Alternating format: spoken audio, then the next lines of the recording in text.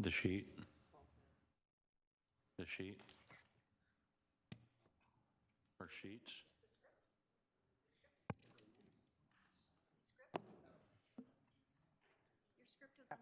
Yeah, I never got one. The way two cyclones come together.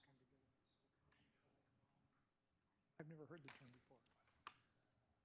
All right, well, good afternoon. Welcome to Glendale City Council Workshop Session of October 26, 2021. This meeting is called to order. And it looks as though not everybody's here. We'll take a attendance roll call. Councilmember Aldama. Present. Councilmember Clark. Here. Councilmember Milner. Present. Tomachoff. Here. Councilmember Turner. Vice Mayor. Here. Councilmember Turner. Chairman's present. Moving on. Go ahead and move on to our workshop. Item number 1, Ms. Bauer. Crow 303 annexation application AN 234 for 146 acres located at the southeast corner of Glendale Avenue and Alsop Road. Good afternoon, Mayor, members of the council. We have 4 items today on today's workshop. The first will be led by Tabitha Perry, our interim planning manager. Thank you, Mr. Phelps. Good afternoon, Mayor and Council. The item being presented before you this afternoon is based on the 2019 annexation policy that requires staff to present an annexation proposal for your consideration before city staff can proceed with the actual annexation application. The name of the project is Crow 303. And this project is part of the global EPCOR agreement. Therefore, they need to come to the city to request annexation in order to receive sewer. Once again, the project title is Crow 303, and it's approximately 146 acres located at the southeast corner of Glendale Avenue and Alsop Avenue. The county's zoning classification is RU43, which allows for a single-family residential. The city's most compatible zoning classification would be RR45, which also would allow for single-family residential.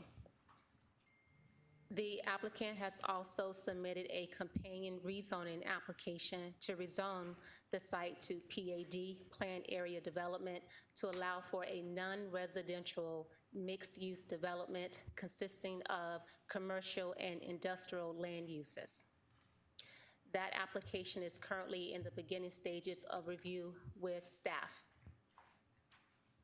The vicinity map shows the location of the subject site to City Hall, which is approximately 12.5 miles from City Hall. The annexation map is to give context to the subject site in comparison to other properties that are within the city's boundaries. This area map is to provide some context to the surrounding area. To the east is Loop Air Force Base. Located west of Alsop Avenue is existing big lots residential developments. And then there's a cluster right in the middle of the subject site that consists of approximately 38 acres and comprising of approximately 10 property owners consisting of residential homes.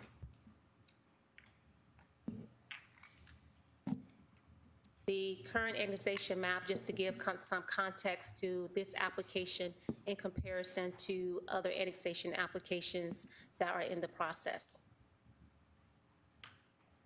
The subject site is within the 70 to 80 LDN noise contours. The conceptual site plan before you right now is just conceptual. The applicant is still working out what the maximum heights will be for the subject development. Off of Glendale Avenue, they're proposing 3 access points to Alsop Avenue along the property line that is abutting the residential development would be consisting of 2 access points. And then the centerpiece, which is the cluster of the residential, the applicant is proposing significant setbacks to the building. To the north of the cluster homes would be approximately 200 feet, and to the south, the applicant is proposing approximately 40-foot setback. Through a third party, we received fiscal analysis for the subject project, and it is estimated or projected that the approximately 1.9 development would generate a positive net fiscal impact to the city. With one-time fees proposed for Crow 303 to be estimated at $7.6 million, and then an annual net benefit to the city of $420,000 is estimated. Once again, this is a bar chart just to give context to what the revenues would be of $700,000, the expenditures being at $280,000, and then a net annual profit of $420,000. The next steps, if council provides consensus, would be the blank petition on the application, followed by a public hearing for the adoption. Okay. Followed by the adoption of the annexation request, which would go into effect 30 days from today. Mayor and council, staff's recommendation is for council to provide a consensus to move forward with the application.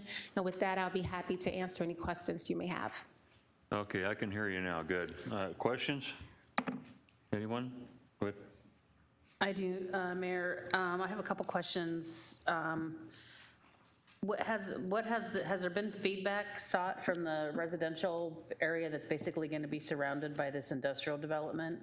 Mayor, council members, the applicant has already started their outreach participation process, and to date, the applicant nor staff has received any opposition to the proposal. So, Mayor, if I could, so the 10, basically, I think you said there's 10 property owners in that little square in the middle, and they've all been notified and have not provided any negative feedback? Mayor, council members, the applicant conducted a virtual meeting, and they did not receive any input, positive or negative, from the property owners in that area. Staff has not sent out notifications as of yet because we're not at that step in the process. So it's possible that these residents are not aware at this point of the pending annexation application? Mayor, council members, the applicant, as part of the zoning application, they have to adhere to the citizen participation process. So they have sent out the notification letters to the surrounding property owners, which include this cluster of property owners consisting of 10 property owners. So they have been notified, and they have not responded to the applicant's part of the process. Okay, very good, thank you. I do have another question. I'm trying to look on my Google Maps. Looks like the surrounding roads are basically like farming roads. Are they unpaved? Ocotillo appears to be basically, a way to do irrigation and stuff on what they're farming there. I don't see any paved roads. I'm not sure about Rose Lane. Oh, it just took me back down here. But is it all dirt roads surrounding there? Oh, I went offline, that's why. Is it all dirt roads surrounding that whole area? Mayor, council members, it is dirt road, and part of the rezoning application, the applicant has been advised to where they will have to do off-site improvements to the roads. So all the improvements would be done by the developer? Mayor, council members, that is correct. Okay, thank you. Any other questions? Okay, and you're just looking for consensus to keep moving forward. Yes, Mayor, that's We have correct. consensus? Yes, sir. Okay, there you go. Good. Thank you.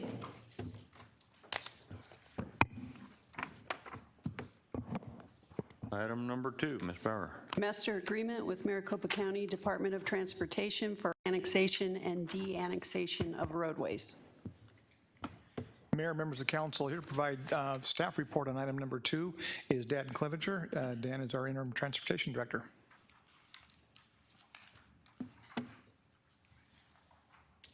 Good afternoon, Mayor and Council. Tony Abbas here with me today to talk about these roadway annexations being proposed in West Glendale. In response to the significant development in the 303 area, city staff's been working with Maricopa County for several months, and we've got agreement at the staff level which annexations, which roadways make sense to belong in the city of Glendale and which should remain in the county. What we're proposing today is a signing of a master agreement to reflect those annexations and de-annexations. The purpose of the agreement is to define roadway ownership and the maintenance responsibilities on those roadways in the Loop 303 area. As you know, there's rapid growth occurring today in the Loop 303 area, and there's been many new land annexations associated with development.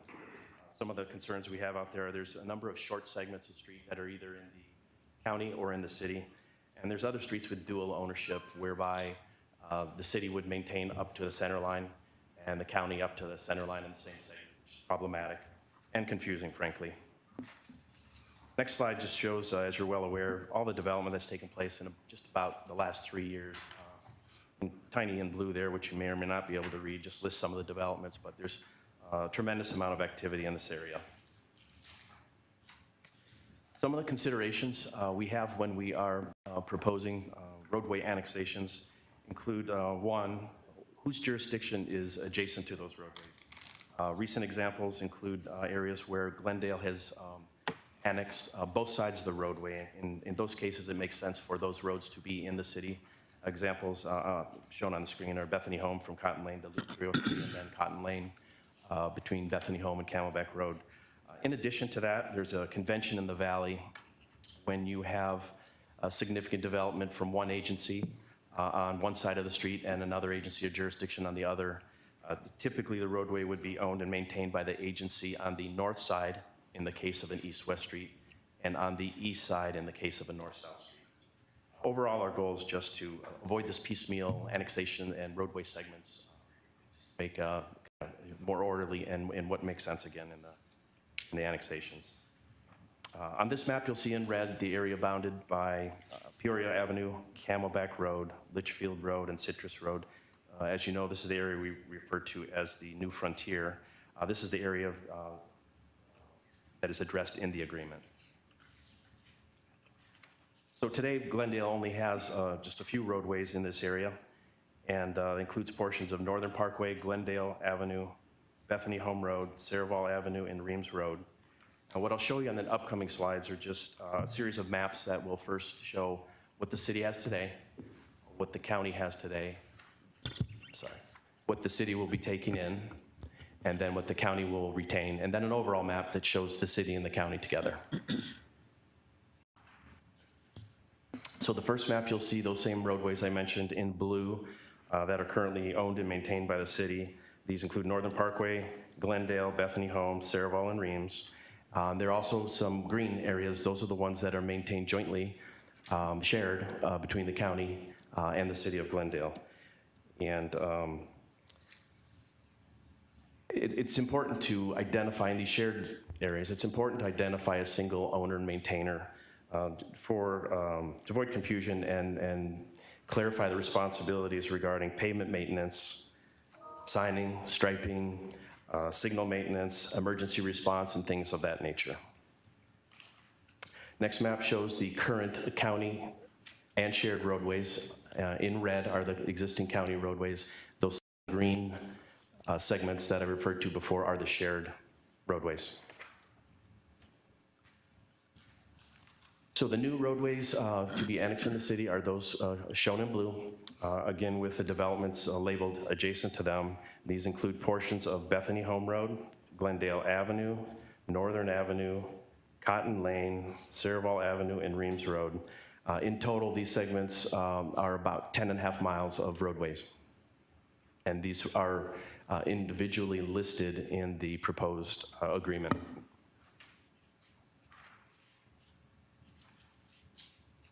This map shows those roadways that would remain in the county. You can see the pink area on the left or west is county land. And we would intend that these would remain in the county at this time. These also are individually listed in the master agreement. And finally, for maps, this one shows the whole new collection, if you will. Red being in the county. This is post-agreement that gets signed off and we proceed with the annexations. In blue again are all of the roadways that would be in the city of Glendale. I do want to call attention to one piece, Saraval on the far south is red, and you see the rest of Saraval is blue. The reason this one is not being proposed for annexation into the city is because it's an airport protection zone.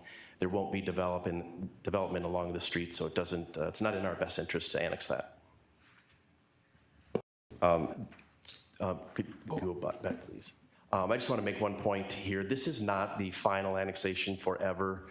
There likely will be some more interaction with the county on some roadways that we would annex, particularly some collector roads. This is what we know today that makes sense. I think we need a little more clarification and see what kind of activity we'll have before we would come back to council and identify maybe some of the collector roadways. So of course, as we annex in 10.5 miles of roadway, there's going to be some associated costs. Let me go through those quickly for you. There's both future construction costs and maintenance costs. A good portion of the roadways to be annexed are either already built and completed or will be completed by development. However, certainly there'll be some that aren't, and some of these are because they are adjacent to county residential properties. They may be just other scallop streets, or they may be in those airport protection zones. To build and complete those streets, our estimated cost is $13.5 million. Those costs are anticipated to be covered by the current Streets in Lieu fee or the future development impact fee. It's my understanding that recent figures from Applied Economics are showing a considerable one-time and ongoing revenues that would cover these construction costs. A second part of the costs regarding these annexations is regarding maintenance costs. So we estimate that the spot treatments, if you will, these are potholes and patches, up to $80,000 per year for the entire 10.5 miles. Initially, we anticipate that cost would be significantly less, as they probably, not all of them are needing that kind of a maintenance activity. The other activities are these seal coats treatments that we do, and we try to touch all of our streets every 6 years. So on average per year, for a 5-lane section, our costs on average are $32,500 per mile per year. So it does not include mill and overlays and does not include reconstruction costs. These are just the regular ongoing maintenance activities and seal coats for those roadways. So it's the end of our presentation. What we're requesting from council today is consensus to move forward with the signing of a master agreement with the Maricopa County Department of Transportation for the annexation and de-annexation of those specific roadways in the Loop 303 area that are highlighted in the agreement. We're happy to answer any questions you might have today. Thank you. So I have, what does it mean, roadways without development potential? What exactly does that mean? It's on slide 12. You want to go back to the slide? What we're talking about there are those roadways that after development, after everyone comes in and builds their plants, the responsibility of roadway, curb, gutter, sidewalk, street lights, there will be pieces left over that won't be completed because they are adjacent to residential roadway that might only have an edge of pavement, no curb, gutter, sidewalk, et cetera. Or that those that aren't being completed because they are in the airport protection zone. Then the city would come in, we'd be the only one able to come in, and then we would pay, that's the $13.5 million, to finish those roadways that are not completed from curb to curb. So basically, Mayor, if I could fill in the gaps, essentially? That's exactly right. Okay. I have another question. So are we doing a set-aside or something, or is this the streets in lieu of fees? Is that basically being, set, some money set aside, or how are we managing these fees that we're collecting to make sure that it's not just getting mixed in with the other transportation money and that there's money basically dedicated to this cost that we know we're going to have? Mayor, Councilmember Tomachoff, that's correct. They would be in the streets in lieu fee for now. And as we develop this new development impact fee for West Glendale, the fees would be in there for as needed. Again, that $13.5 million is not a one-time, let's go finish everything that needs to be completed. It's as needed over time in West Glendale. I guess Mayor, I'm not sure I understand the answer. So basically, the money's all kind of commingled. We don't have a separate sort of accounting system for managing the future cost of these streets that we're annexing into the city. It's just going to be mixed in part of our street system, and the money's all going to be together, and we're going to address it that way. Mayor, Councilmember Tom Wachop, City Council. These funds, in lieu fees and development impact fees, are separately accounted for in a separate fund. Okay. And also, to be more micromanaged, there will be in West Glendale Fund. Okay, thank you. Any other questions? Go ahead. Mayor, thank you. I'm interested in Alsop Avenue. This shows the county keeping responsibility of it from northern south to Bethany Home Road. It was mentioned in the previous presentation. It's come up in other annexations, and I think it may even come up on tonight's agenda. It's a crucial road out there, even though it's only a half-mile road, because it has it abuts so much of the existing residential out there. So if the county's going to keep responsibility for it, even it looks like in the areas in which we'll have industrial development, do you have a sense of to what degree do they intend to improve it? Mayor, Councilmember Turner, I'm going to defer to Tony. Tony's been involved more in the development side than I have. Mayor, council members, I have been in contact with the county, and they are proposing and widening Alsop Road to their collector section, which includes a 3-lane section, 1 northbound, 1 southbound, and 1 turn lane, and also includes sidewalks. The only difference between what they require and what we require is street lighting. They don't. The county does not require developers on collectors to add street lighting. Mayor, thank you, Tony. So the residents out there would be expecting that the county is going to bring it up to 3 lanes, to 1 in each direction with a middle turn lane, curb gutter and sidewalk on both edges? Correct. Then that is every time a development comes in, that's what they are going to require them to build. Okay. Do you know if it's their intention to allow truck traffic on Alsop, or? My understanding and discussion with staff at the county is they are going to be trying to restrict through signing access to Alsop Road. So they're going to discourage any through movements on Alsop Road. So for example, Hopewell, they're going to require all the trucks when they're exiting the site, make a right-hand movement and head north towards Northern Avenue. Okay, thank you. Thank you, Mayor. Anything else? That's it, Mayor. Thank you. You're looking for a consensus? Yes, sir. We have a consensus? Yes. Yes. Okay. Thank you very much. Thank you. Item number 3, please. Council item of special interest, alley access control gate options. Mayor, members of the council, here to provide staff report for both item number 3 on the agenda and number 4 will be led by Michelle Watenko, our Director of Field Operations.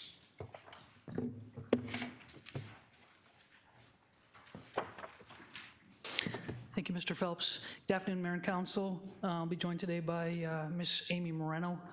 She's been a long-time city employee, about 23 years now with this city, and when you think solid waste, you should be thinking Amy. Amy's responsible for those groups within field operations in solid waste that make about 120,000 house calls a week. That's your residential refuse and recycle collection, all our commercial operations, inspection, and bulk trash, which we'll be talking about here today. So she'll do the bulk of this, and when she talks about this, a lot of times when employees explain to me how some things work, I have to actually ask them, show me. She doesn't have to ask that, she's done this. How many house calls a week? 120,000, if you look at, we collect. That's what I thought you said. It's like, wow. Okay. So today's presentation will cover the council item of special interest for gate standards for alley access control program. In the presentation today, we'll cover a background, how the alley access control program came about. We'll review other city standards, other gates and services that are across the valley, what other cities have.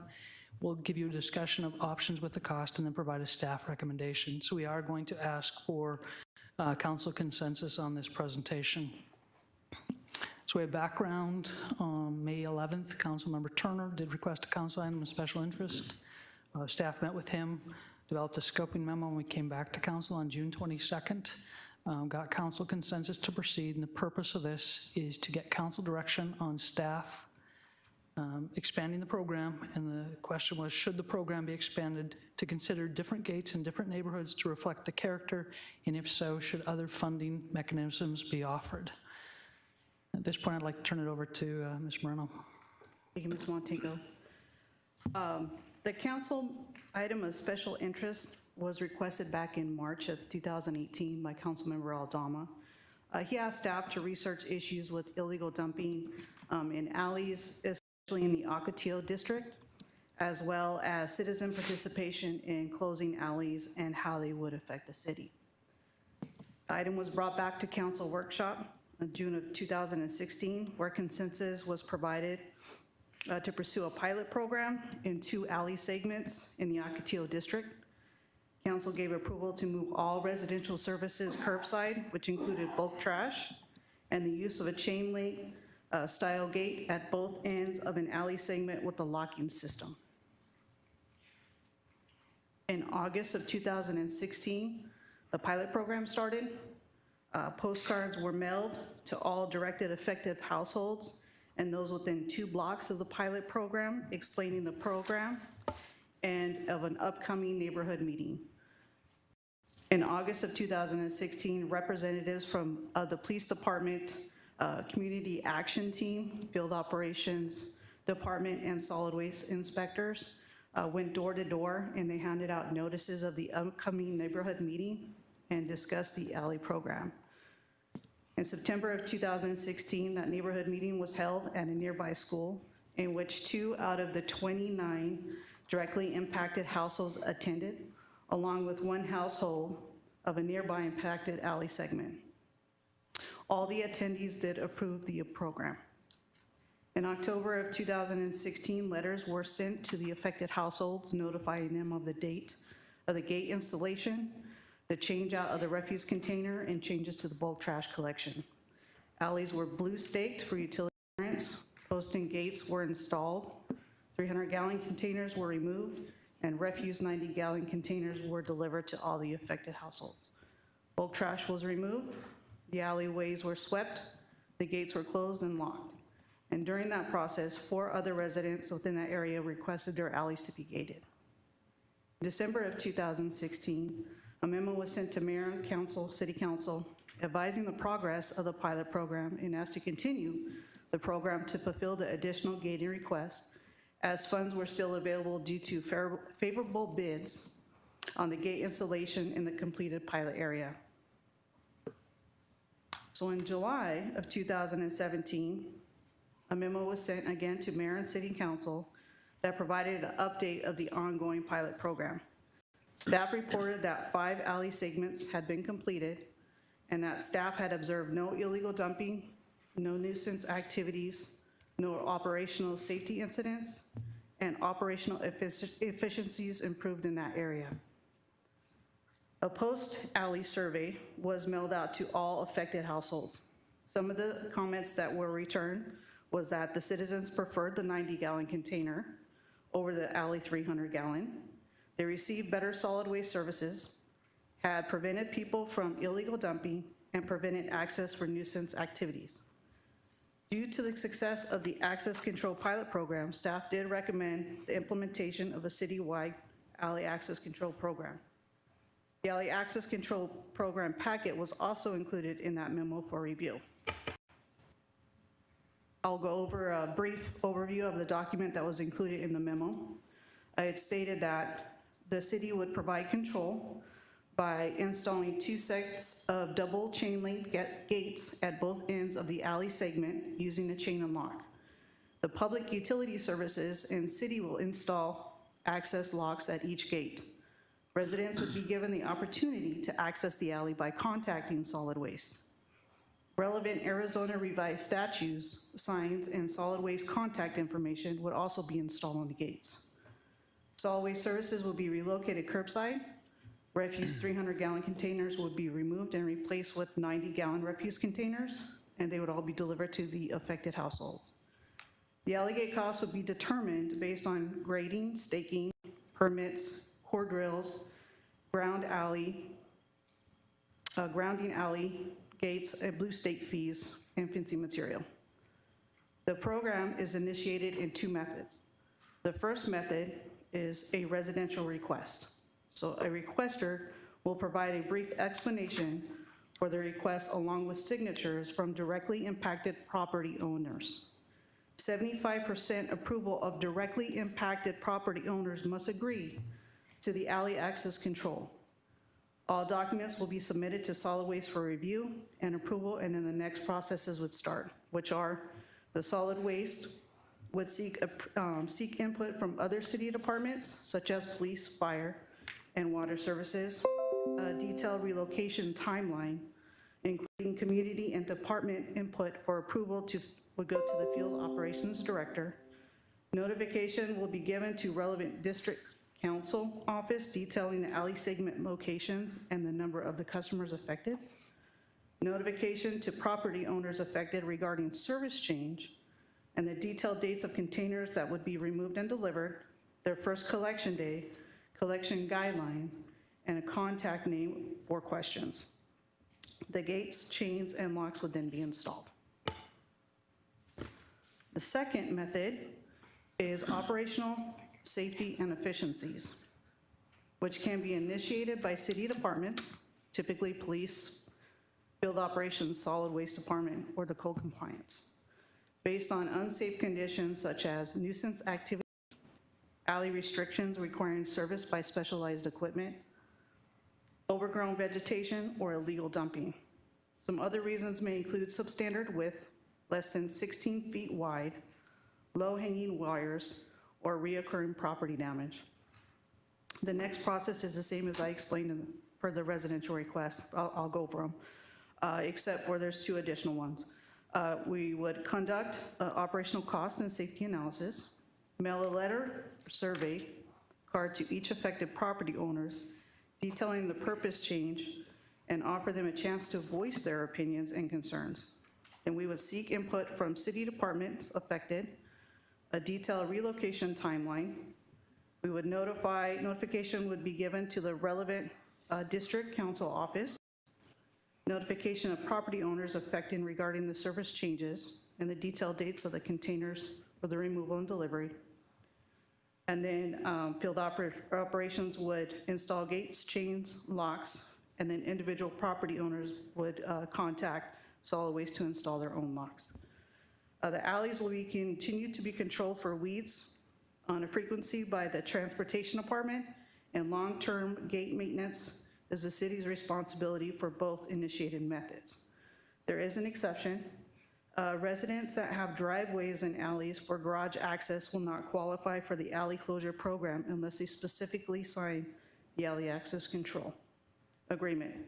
The packet also contains a picture of the approved chain link fence and then the documents the residents can to be used with their request. The same alley access packet that was sent to council and approved can be found on the city's website. Alleys gating to date, when we started, there was approximately 177 alley segments in the city. Out of those, 113 were identified as candidates for the alley access control program. Currently, 45 residential alley segments out of the 113 identified have been gated. The majority of those were due to operational concerns. That leaves 68 ungated alleys that we are continually reviewing. Out of those 68, 46 6 are potential candidates for the program. 22 segments are not candidates for the program, which I'll discuss further in the presentation. There are currently 11 gated alleys in the Cactus District, 33 in the Ocotillo District, and 1 in the Yucca District. And just a reminder for our alley service levels, we do provide weekly alley refuse collection, weekly recycling collection curbside, and monthly bulk trash collection. Next slide. Let me ask you a question before you go on. Of the, I think you said there was 45 that currently are gated now, I think was the number you used. Do we have any statistics that say, with those being gated, any kind of crime reduction that we can see over the past years? I know that you had mentioned a couple times nuisance. Obviously, a nuisance is someone breaking into your house, but I don't know exactly what you're terming nuisance compared to literally somebody using an alley to break into homes. I'm just curious. Mayor, Council, we've looked at a couple of specific instances over the last 3 to 5 years, and while it did appear there was some reduction in crime, the overall calls for service in those areas didn't decrease, just the number of reports or offense reports that were generated. We saw a slight decrease in certain areas. Well, something's better than nothing, right?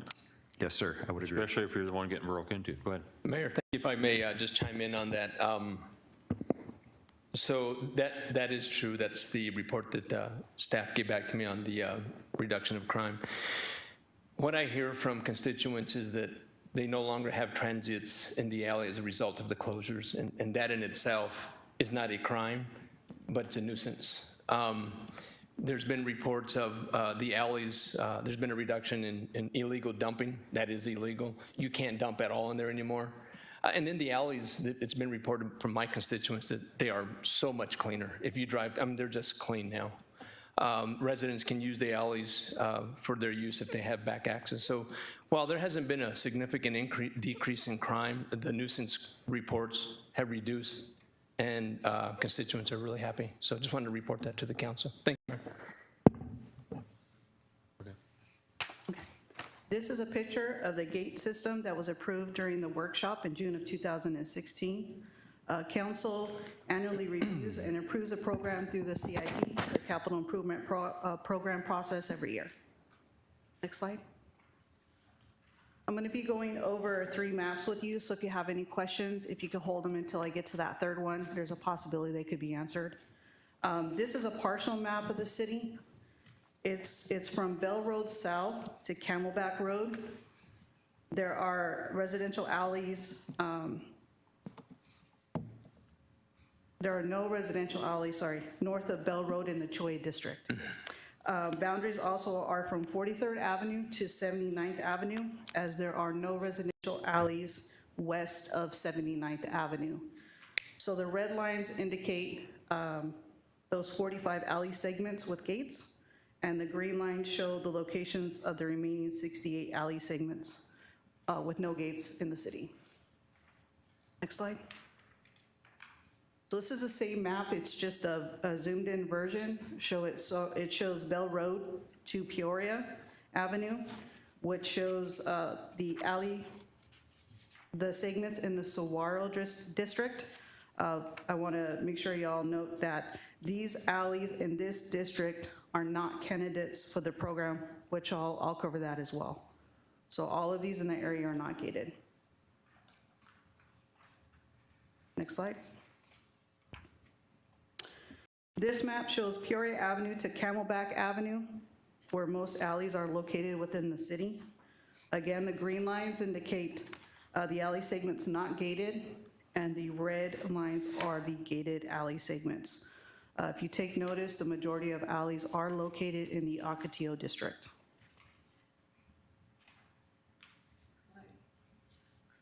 As the program has evolved, challenges have arisen that are always being evaluated and improved as the program continues, as it's not a one-size-fits-all type program.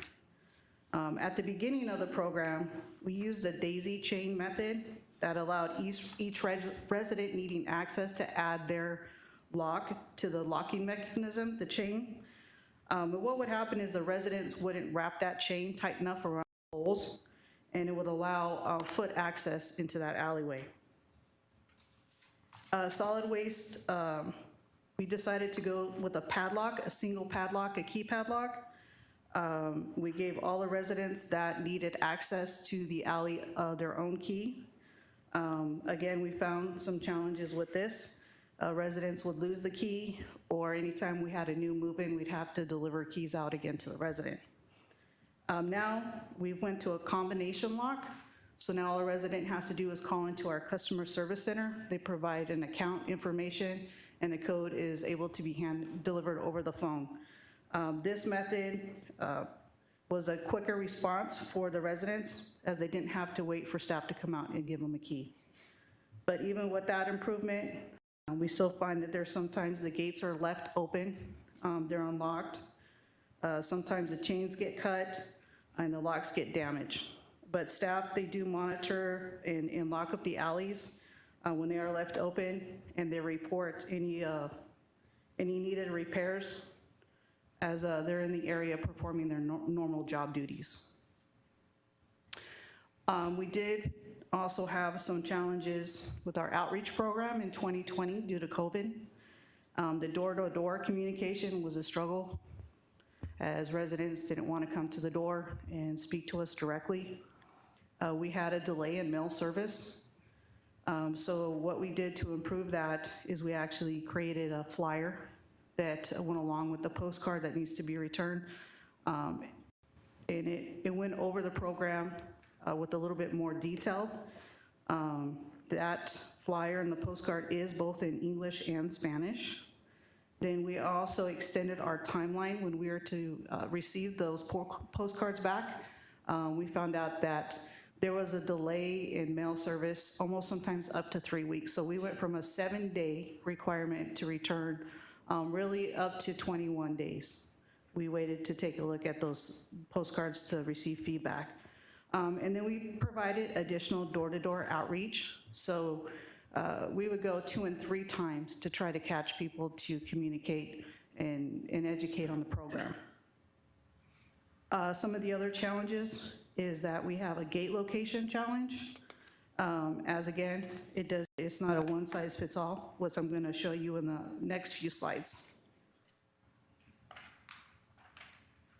We review each alley segment, as again, the program is not a one-size-fits-all, and we're always looking at ways to enhance the program. So here's an example of an alley entrance. And some alley entrance also, they differ in size. They're not all the same size.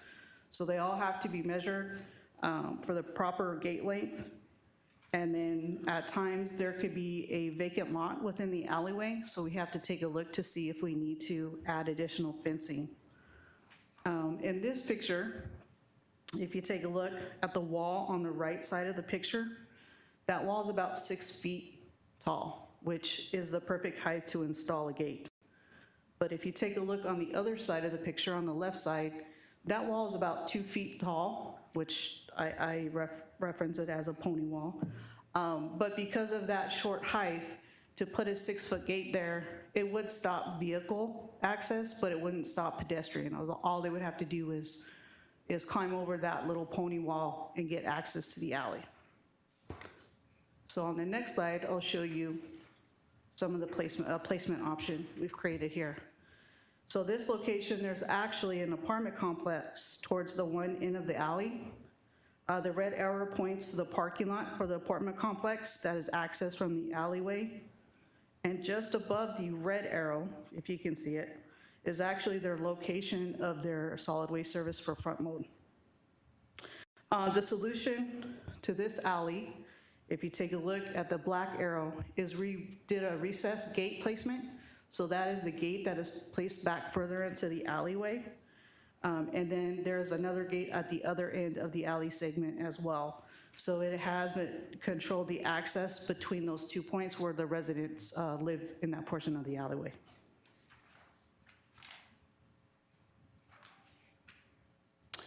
This alley segment is part of that group that is not a candidate for the program out of the 22.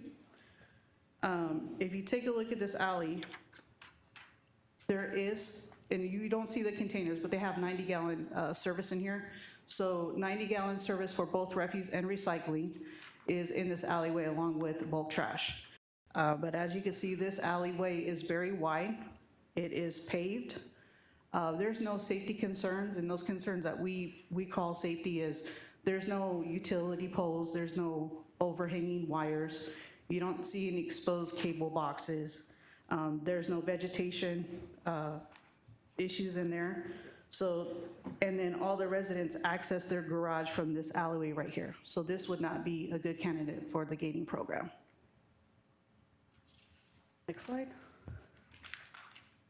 Here's another non-candidate. You can see that they receive 300-gallon refuse collection in their alley, as well as bulk trash. They receive weekly curbside recycling at curbside. Again, this is a wide alley. It is all paved. Again, there is no utility poles, no overhanging wires.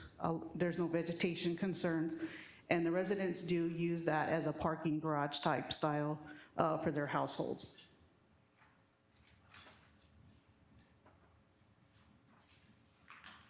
Now we're gonna review some of the other city programs that are out there. This is the city of Avondale. This is an actual picture of a gate being installed. They currently have 12 alley segments that have been gated. All of those are within their historical districts. They do use the same style of gate, the chain link style gate that we do, and none of their solid waste services are provided in the alleys. They're all curbside. This is the city of Mesa. They use a chain link fence style again, but it is painted green. All their alleys are gated other than those that have, that need to be accessed daily for their commercial area. And all their services were moved curbside many years ago. This is the city of Gilbert. If you take a look at the picture on the left, they were using a swing style gate, which did not controlled the vehicle access, but did not control foot access. So they were experiencing some nuisance in that area. So in order to control that, they're gonna go to the right side style type of gate, similar to Mesa, chain link fence that's colored green. And they moved all their city services curbside about 15 years ago. This is the city of Tolleson. On the left, they actually started with more of a cement bollard type style. This did not stop any vehicle access or pedestrian access. So they had a lot of illegal dumping issues continually going on. So they are moving to the actual right side picture there. That is the same chain link style fence, and that is, they're gonna paint theirs brown. And they also moved collections to curbside years ago.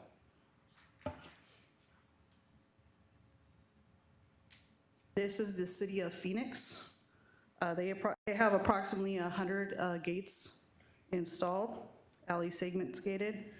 They did allow for multiple gate styles at the beginning of their program, but now they do have a gate standard that requires a single style wrought iron type of gate, which is, if you take a look at the picture, this is the style of gate they're using now.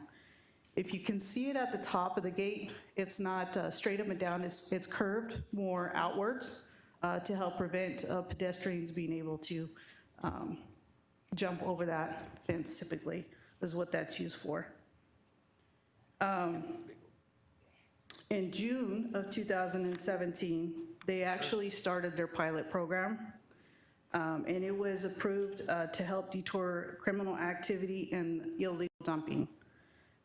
They provided in 2 specific areas that they were having those issues with, in the Royal Palm area and the Sunny Slope area. Then in February of 2020, due to the overwhelming success of the pilot program, Council approved to expand it using $400,000 from the Neighborhood Watch Grant Program to cover the cost to gate 57 alleys. In July of 2020, council approved additional funds of over $98,000 from the Block Watch funds to install another 20 gates, so it's about $5,000 per alley segment. I do want to note that their residential request for access control requires 50 plus 1 of a property approval.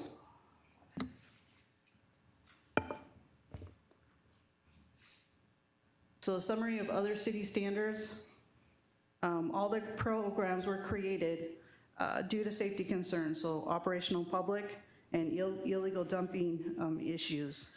They all use the same standard of gate throughout their program. All of them use chains and locks to secure them. They use a couple of different locks there, a regular key lock or a combination lock. Some of the colors that have been used are none, which is the typical standard style gate, brown, green, and black. I do want to point out that the City of Phoenix, Avenue, and Tolleson have all reached out to us in the past. They wanted to know about our program, and they have used that to actually create their own program or to enhance anything that they had currently going on.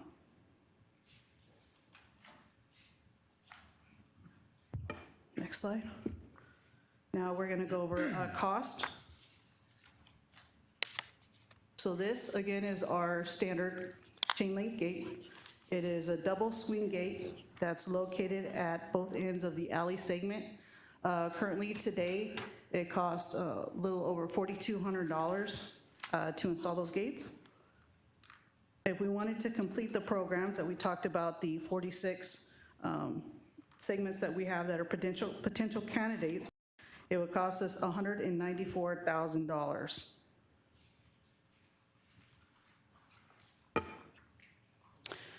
This again is a chain link style gate. It is colored. I will point out that to do the colored option, that's a powder coat and it's baked on during the fabrication. So that's used to help preserve the gate for over many years in the outdoor climate. So that has to be done during fabrication.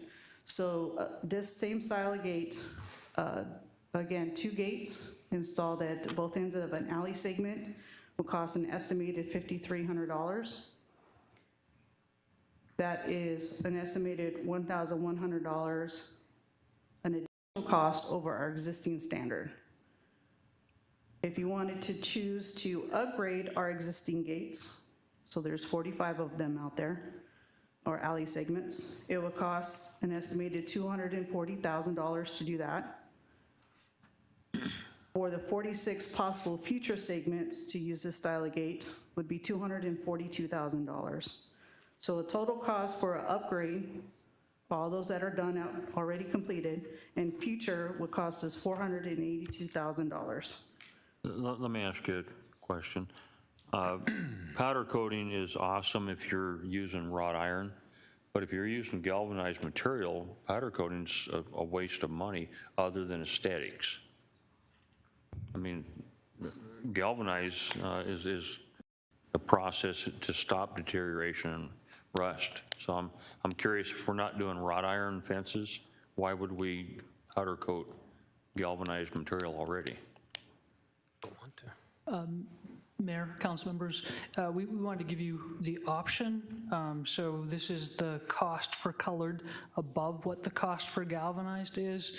The cost for a powder coated galvanized was the lowest. There was also an option where you could coat it with plastic, like you see on some playground equipment. That was more money, so we went with what we thought was the most cost-effective option to do that. So if you don't want to go with a plain silver galvanized fence, we wanted to give you an option for those fence segments, and that's what this represents. All right, obviously I got in the wrong business, because fencing business is looking really profitable right now. Go ahead. Mayor and council, I do want to point out, she said estimated costs. But these are actual quotes that we got, but we did round them to make them estimates. We have seen increases go up, so we did want to make sure that these are estimated, but they are based upon actual cost estimates that we've received. So I just want to make sure I understand we're looking at which one are we looking at now? The cost difference per alley on the ornamental iron. So to do all of it, I mean, if we were to upgrade the existing gates and then finish the 46 possible feature segments, the total cost would be $538,000? Mayor and council members, Councilmember Thomas-Hoff, you are correct. Okay.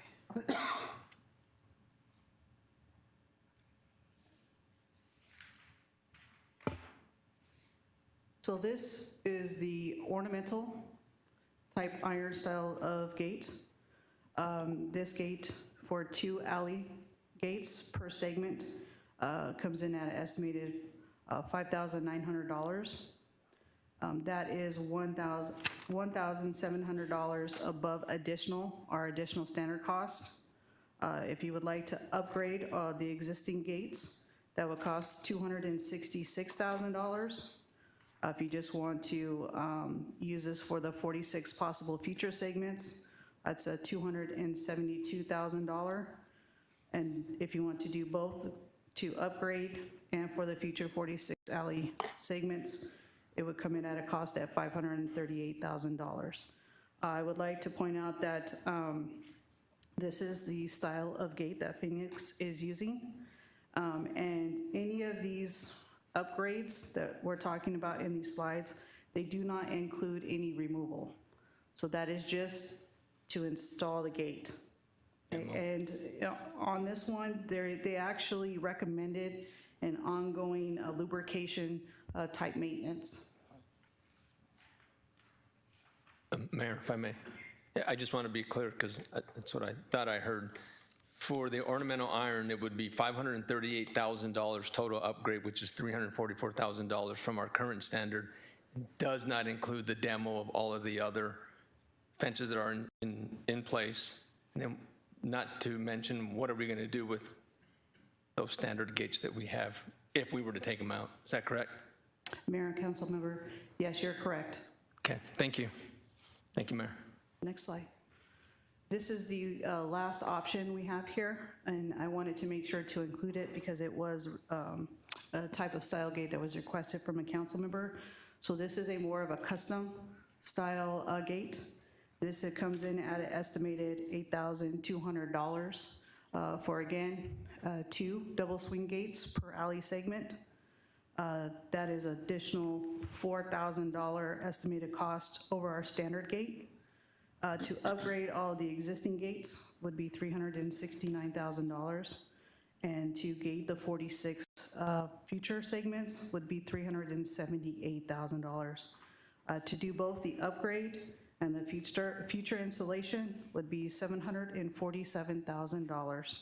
Again, this does not include the removal or disposal of the material, and there is a recommendation of ongoing lubrication as well. Next slide. Thank you. Do you have basically, I mean, all the gates that are installed are the same at this point, right? So do you have an idea what the cost of removal is? Mayor and council member, no, do not. Okay. Well, let's take it a step further. Removal, take them off the hinges, throw them on your trailer, using the same post that's in the ground that's cemented in, or a different post? Mayor and council member, to install the more of the decorative iron gate, you'd have to install a different type of post. New concrete. I don't know why you would have to, is what I'm questioning. Mayor and council members, if you went from the galvanized to the colored, you could leave the posts in place. If you went with the ornamental or custom, you'd have to remove the posts because the gates weigh more. And the posts are not designed to handle that weight and swing. Thank you. So but the cost includes installation of a new post, it just doesn't cover the cost of removal of the old post, is that right? Mayor and council members, yes. Okay, thank you. Mayor, Go ahead. how is all of this going to be funded? I mean, we're talking going from $194,000 to use chain link fence up to over $700,000 if we get really, really fancy. So how are we going to fund this? That's up No to- matter what way we go. That's up to us. Yeah. Mayor, council members, can we defer that question? Because we do have an upcoming discussion of funding Okay. options for this. Okay, just to go over it one more time. So here's the gate option summary. So the top left, that is our current standard. That gate for 2 double swing gates per alley segment comes in at $4,200 with an estimated $194,000 to complete the program. I mentioned there is current funding for that. The bottom one, the green style colored chain link gate style, again, that comes in at $5,300 per segment to upgrade, and for future placements, that will come in at $482,000. So overall, that is a $288,000 increase from our current standard. At the top right, that is the ornamental gate. That comes in at $5,900 per segment. That is going to be $538,000 to upgrade and for future installations.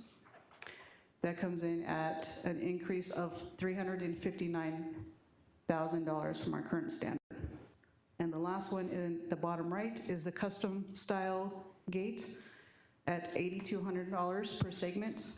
To upgrade and for future installation is $747,000. That is a $553,000 increase from our current standard. Mayor? Go ahead. Thank you. Thank you. I just have a couple of questions here. Remind me again what percentage of residents need to agree to having alley gates gated if it's a resident-initiated program? 75. 75%? Is that, okay, thanks. I didn't quite hear that when you meant, I know that you mentioned it, I just didn't catch it when you did. So we basically have two programs. We have the resident-initiated program that requires 75%, and it's optional to the alley segment. Is that basically what it is? And then we have the city program where various departments and city staff say, we're going to gate your alley. We're interested in your comments. You know, you have a chance to have some input, but we're going to gate your alley. So it certainly seems to me that certainly under that second condition, we should be putting in as nice a gate as we can hopefully afford that makes sense. So this became my item of special interest in that, as you can see, I don't have many alleys in my district, but I do have some, and the residents, a resident initially, but then others had noticed gates going in elsewhere and wanted to see about having their alleys gated. They had raised a couple concerns with me. One is the next item, but also initially the first item was the appearance of the gates they had seen, and they wanted to know if they could have an upgrade. And I had asked staff about this, and didn't seem to be a problem. I was going to cover the cost out of district improvement funds in my own budget. And in fact, when the questionnaire went out to the neighbors, it included a photograph of a gate that would be most similar to the ornamental photograph that's in front of you. So that's what was presented to the neighbors, and that's what they responded to. Am I assuming that there was over 75% in favor, or did this shift from being neighbor-initiated to being a staff-driven situation? I don't understand. I don't think they do either. Mayor, Councilmember Turner, I don't remember that exact alley, but we can get that information for you. So it's those alleys in that neighborhood. But so this particular neighborhood is on our designated historic neighborhoods list, and the residents just were concerned that the typical chain link fence certainly wouldn't aid their property values and would detract from the appearance of their historic, well-kept neighborhood. So that's why we had looked to do something different. So in my request, really what I'm just asking for the sake of these residents that have already been presented, the concept that they be able to have that type of a gate, and I'm perfectly willing to fund it out of district improvement funds. Now, whether we need to have a citywide standard or a standard for historic neighborhoods different than traditional non-historic neighborhoods is kind of a separate question, but I'm looking to get that question resolved, and there is an avenue to do that without impact to the general fund. Hold on. Thank you. I actually totally agree with, I know that sounds strange, I actually agree with you completely. I'm noticing in these pictures, there's several pictures where I think a chain link is more than appropriate, It just fits all the other fences that you see there. And I know there's areas where I don't think a chain link would actually fit.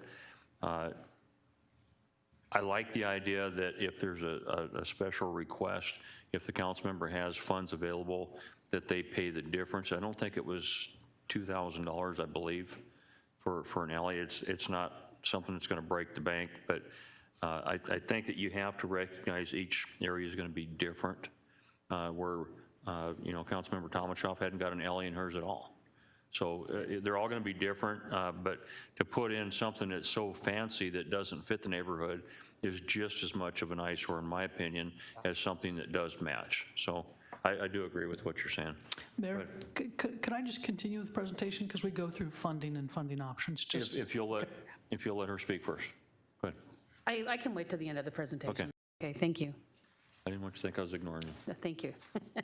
So I also do want to mention that the gates are not the only expense to the program. There's also funding needed to purchase the 90-gallon refuse containers, chains, locks, signs, and our outreach material. So just as a reminder there, we're just trying to keep the comparison from alley segment to alley segment consistent. So the next thing we wanted to go through is what are some of these funding options and how could we possibly fund the different gates? So currently we do have city budget through the solid waste enterprise funds.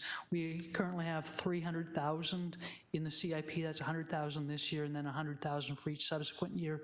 That would cover our current standard that we have, the $194,000 potentially needed if we want to gate all those alleys, and that's currently budgeted in the CIP. We then did discuss, and there's the option for a council member to offer their district funds to be able to fund an upgraded gate.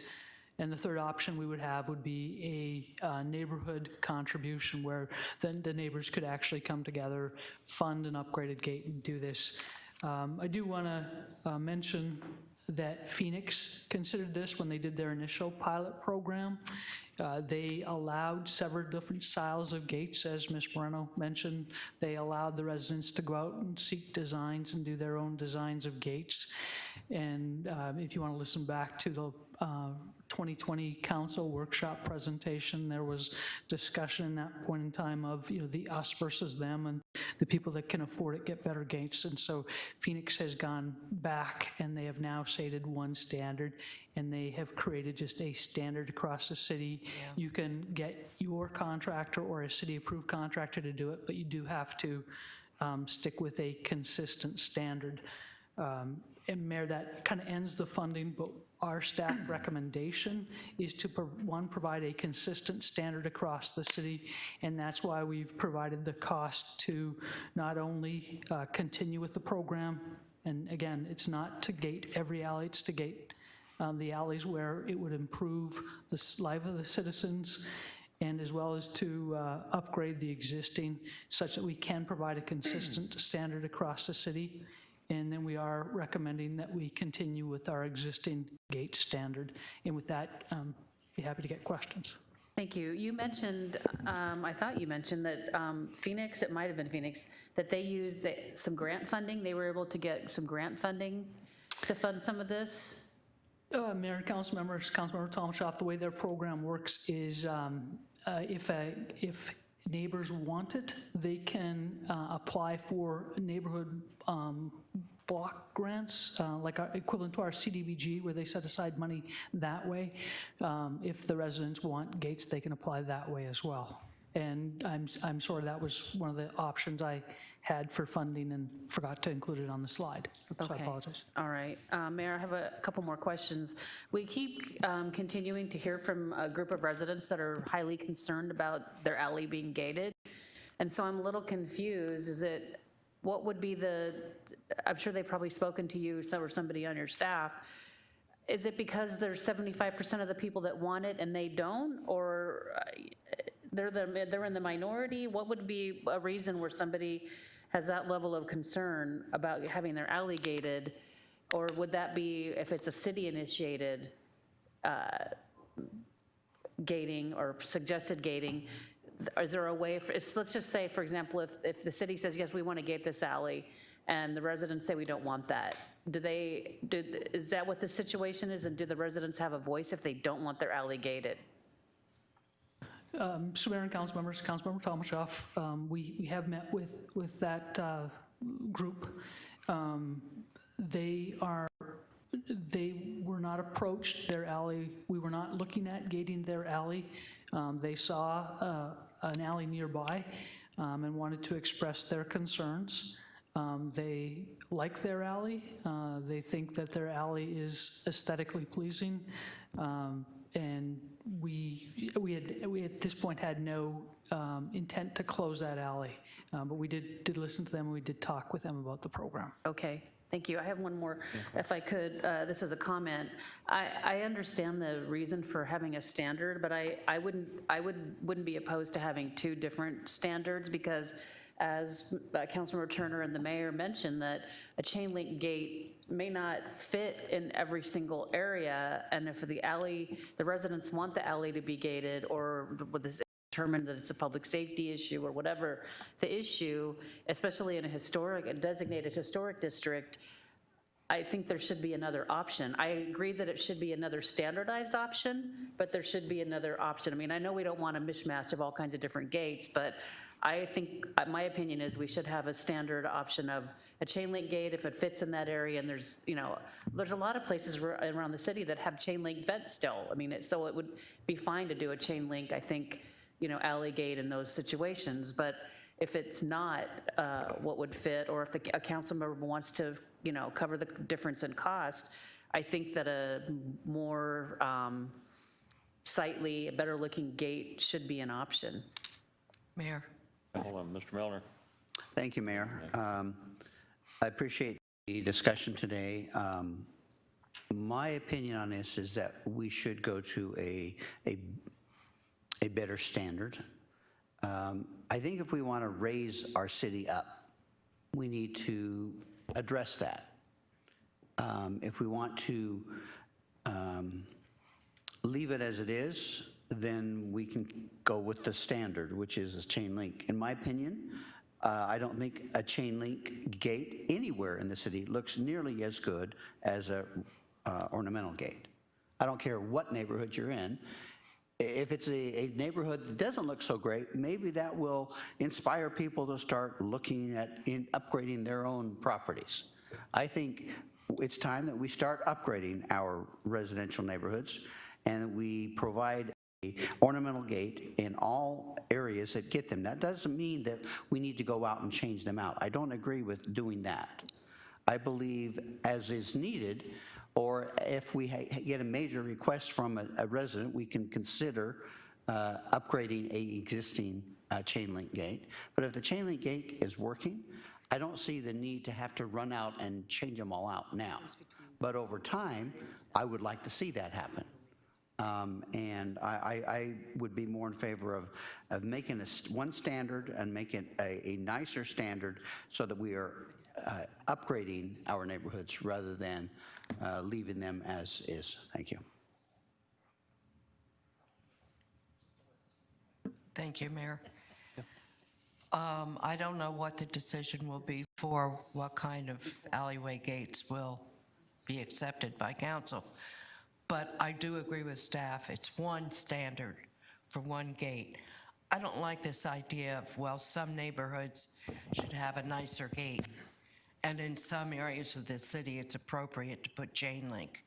As far as I'm concerned, that's discriminatory. I don't like it. So whatever standard we use it for every alley. Now, as to ornamental versus chain link versus painted chain link, you can waste as much money as you want to. Because these are alleys, folks. Most of them are not seen and are only seen within the neighborhoods where they exist. I would prefer, call me cheap, but I would prefer that we stuck with the chain link fence in all alleys. That's affordable. The program, the city already has money budgeted to cover that. If you want to go to the more expensive things, you figure out where the money's going to come from without dipping into the general fund. Because I believe that that is something that is not a necessity when you start upgrading alley fences to look pretty. That's not a necessity.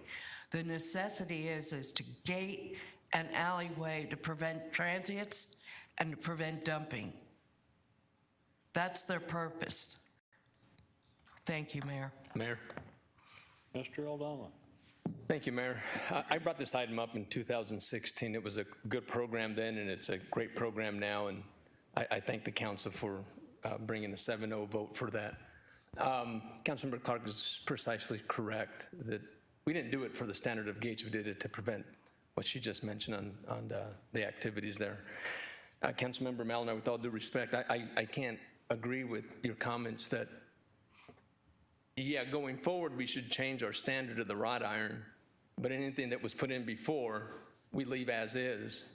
That's not equitable. 50% of my district has been changed into chain link fence, which no one in my district, except for a few people, have complained. Nobody. It's not equitable. You don't, as the program becomes more popular, and that's what's happening, it's becoming really popular. This council did the right thing. They gave you the right tools. Now that it's popular, yeah, let's change it to a really nice standard, but everybody else, just leave them there. That is not right. That is not the city of Glendale. We don't have a citywide problem with the standard galvanized fence. We don't. And with all due respect to the individuals in my district who brought this up, and I've spoken with them, and I've asked a lot of questions of staff, their gates are not even closed, or their alleys are not even closed yet. It's up to them. It's up to the process. And every one of these alleys have gone through a process. It's not prudent. It's not fiscal wise to spend $500,000 on a new standard when we've already created one.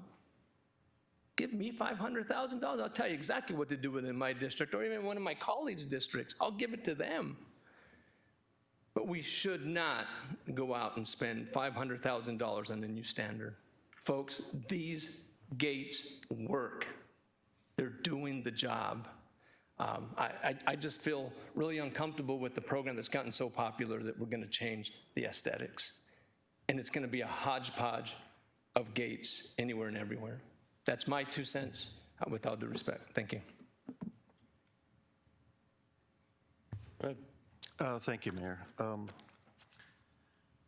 One point that I would like to make too, that as far as keeping people out of the alleys, the ornamental style fence with the straight post to it, in my experience in my youth, were much harder to climb than were the chain link fences. And the increased cost is to go to the ornamental design isn't the $500,000, it's the $359,000, which I don't deny is a significant piece of money, but it's money we're actually spending in our neighborhoods. And as far as changing out gates that already exist, maybe we do that on a by request, that if a neighborhood wants to have an upgraded fence, then we would do that, and then maybe the fence that comes out can be used elsewhere in the city for city purposes, or has a resale value of some sort. I don't think they necessarily should just go straight to the scrap heap, but that's more of a staff issue.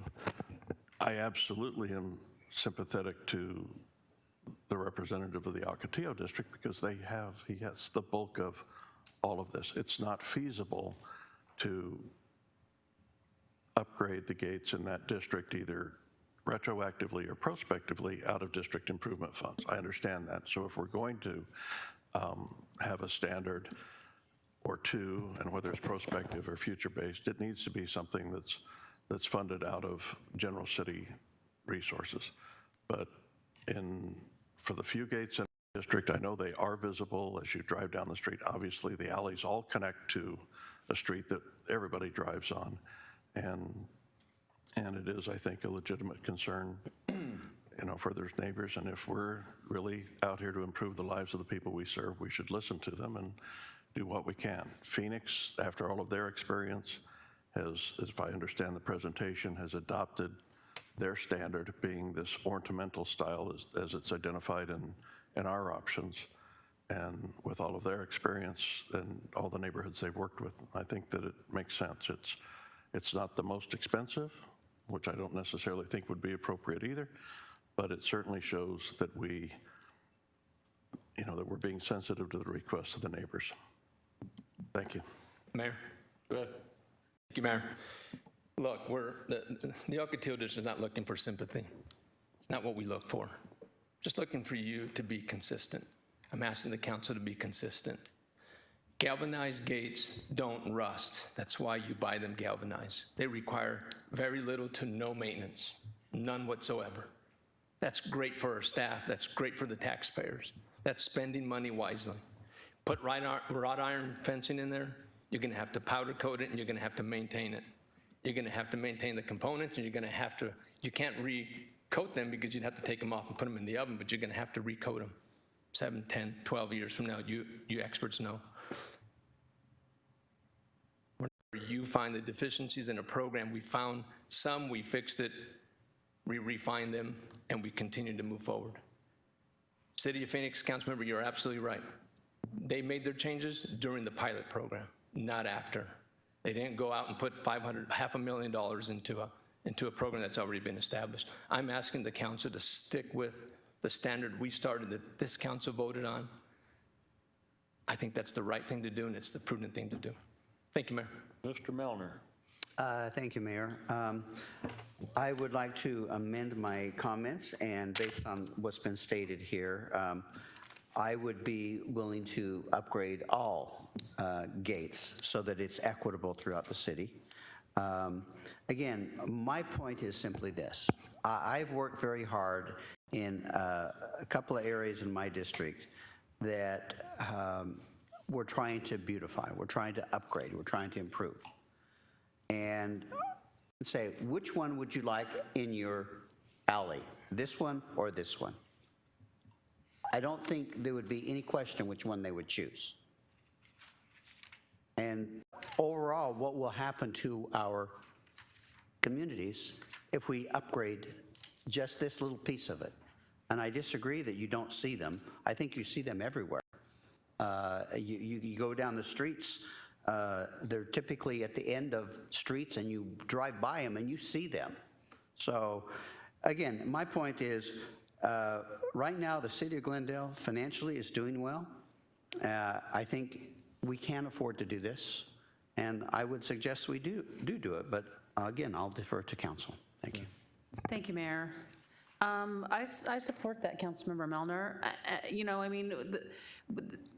I think it makes a statement, and honestly, this says $272,000 for 46 possible future segments. Not all 46 of those are going to be gated. So this cost is if every single one of those, so the cost it may even cover the cost of removal of the gates, but for a lot of reasons, I don't like the look of I understand why we started doing it, and there was no discussion about options at that time, and I understand the reason for doing it, but I can tell you, I probably couldn't do it anymore, but I used to be able to climb over a fence like that. You cannot climb over the ornamental iron fence.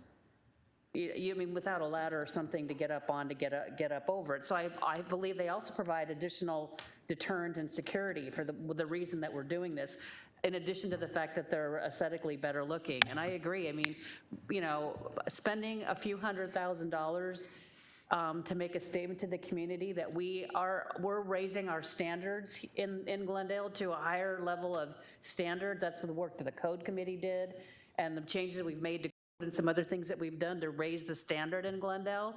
I think for really considering what our overall budget is, not a whole lot more money, and probably, I'm guessing maybe only half of those 46 are gonna end up gated in the first place. I think we should just go ahead and upgrade the existing and moving forward with the ornamental iron gates. Thank you. Yeah, I'm going to go ahead and say my thing, and then we'll go to you, and then we're going to just get something moving here. Yeah, I can't jump a fence like I used to, obviously, but a lot of people still can, and I've watched young, wiry people jump 6-foot block walls with no effort whatsoever. And a lot of times, if you look, you'll see the little metal green box sitting just outside that they can use those to get over. If everybody's honest and realistic about it, there are areas where wrought iron doesn't work. It just doesn't. There's other areas where you wouldn't want to put anything but wrought iron. I still like the idea of a council member, if they want to pay the additional money for that area, if that's what the neighbors want, I don't see a problem with that. But to go down the road and have a wood fence and a block fence and a chain link fence and a wrought iron fence and then a chain link fence, and, you know, just because you put up a wrought iron doesn't make that neighborhood nicer. You need to do something that matches the neighborhood.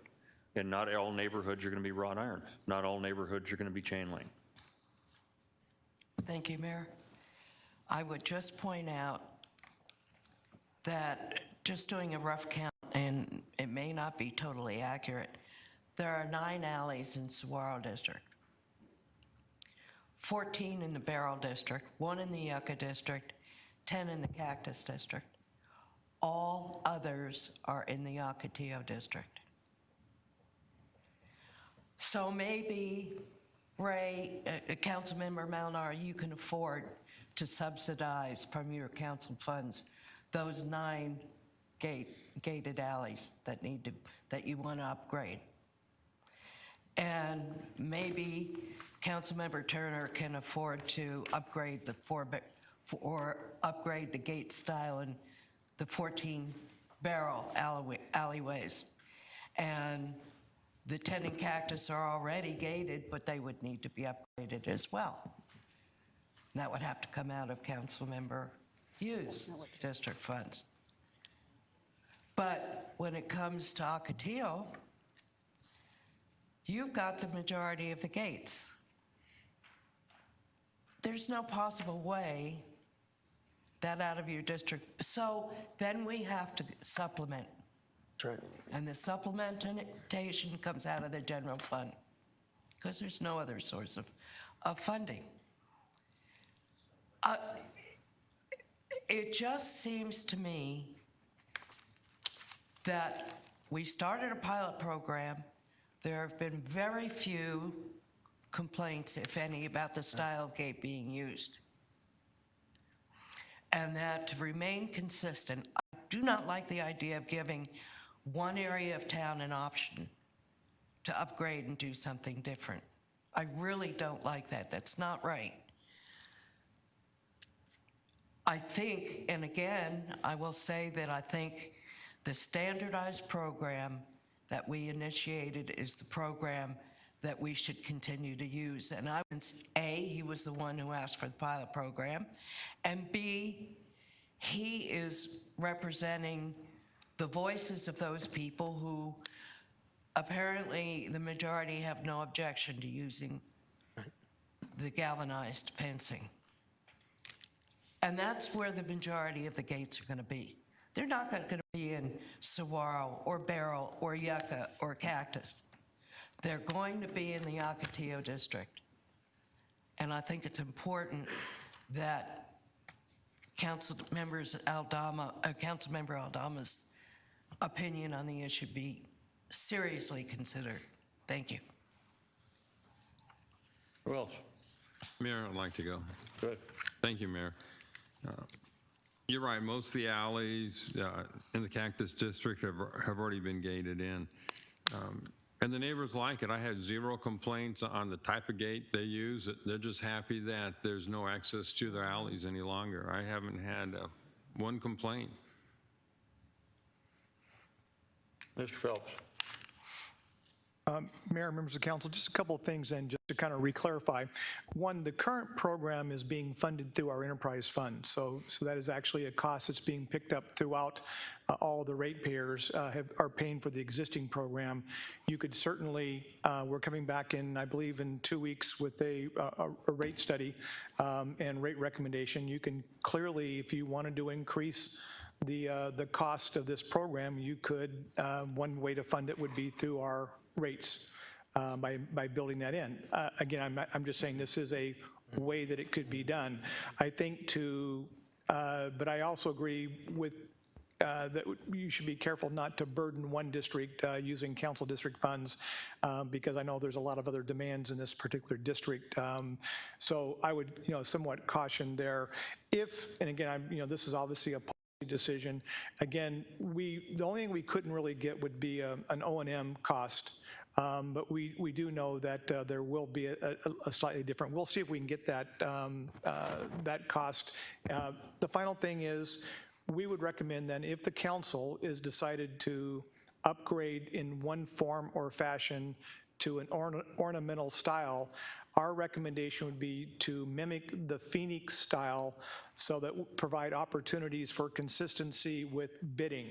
That would probably be the most cost-effective way. The numbers that we've given you were based on the actual Phoenix cost of their contract. There may be some efficiencies in replicating that, if that is what the desire of the council is to be. But just to let you know, currently the 100,000 approximately per year in our CIP is being funded through our enterprise account, or enterprise funds, which means the ratepayers as a whole are paying for that. Mayor. Good. Thank you, Mayor. Want to thank, it's not my item of interest today, it was mine in 2016. I've already thanked you for that, but I would ask the council to keep the standard as is and as recommended by our staff, the professionals. And the other thing is I would accept your offer to allow a council member to put some funds in for an upgraded gate. Here's the thing though, it's got to be a process. Just as you're asking, do you want to close your gate? 75% of you have to say yes, while 75% of you have to say yes to the upgrade. And so I will accept that, but I'm asking the council that we consider leaving the standard as is. And if a council member wants to pay for it, I think my district would prefer use the funds elsewhere than on some gates that are already there. So I'd ask for us to stay at a standard. Thank you, Mayor. Anyone else? Okay, what do you want from us right now? So Mayor, the two questions, and I think if I counted there, we came to consensus on the first one, which was we should have a consistent standard across the city. You want to? Okay, well, I guess my question is there a consensus for what Councilmember Aldama just stated if 75% of the people in the district said, or in that area, not the district, in that area that's affected, said we would like the updated, and the council member has the funds available. Other than that, it's a standard galvanized gate like we've been doing across the board. Is there a consensus for that? Two? No, again, we're setting up a double standard. And Well, we're setting up a procedure. no, we're setting up a double standard of gate.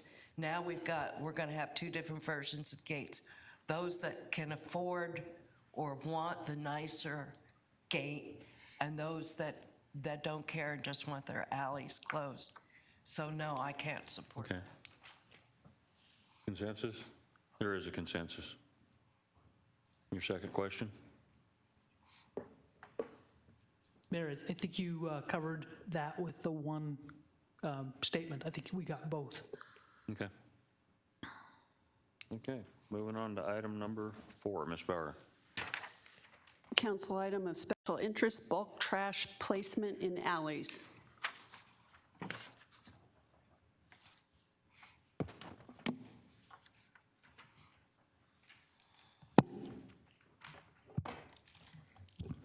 So Mayor, now that we've done the easy one, we'll move on to one that's going to be just probably a little bit more difficult. This one, the beginning will go a little bit quicker. We're going to use a bunch of the history we've just been through to go through this one. We're going to talk again, the alley access control program. We're going to go through, and this is a council item of special interest for bulk trash placement in these alleys. So again, our overview background, we've just covered most of that. We do want to go through, though, operational challenges. It is one of the reasons we set up the alley access control program. And after that, we will go through a summary. And on this item, we are seeking council feedback on this. So again, same dates as the prior one on May 11th. Councilmember Turner did request a council item of special interest. Staff met with him, did a scoping statement. We came back June 22nd and received council consensus to proceed on this item. The purpose of this item is to get council direction on placement of bulk trash in closed alleyways. With that, I'm going to turn it back over to Amy Moreno. In the previous presentation, I did discuss the history of why and how the alley access control program was created. So in efforts to move the presentation along, all I want to do is mention that during the workshop in 2016, staff did suggest moving all services to curbside, but it was not recommended, as it would not control the illegal dumping as requested by Council Member Aldama. The pilot program was approved, which included moving bulk trash curbside. And also to point out that approximately 97% of Glendale households currently receive bulk trash collection curbside.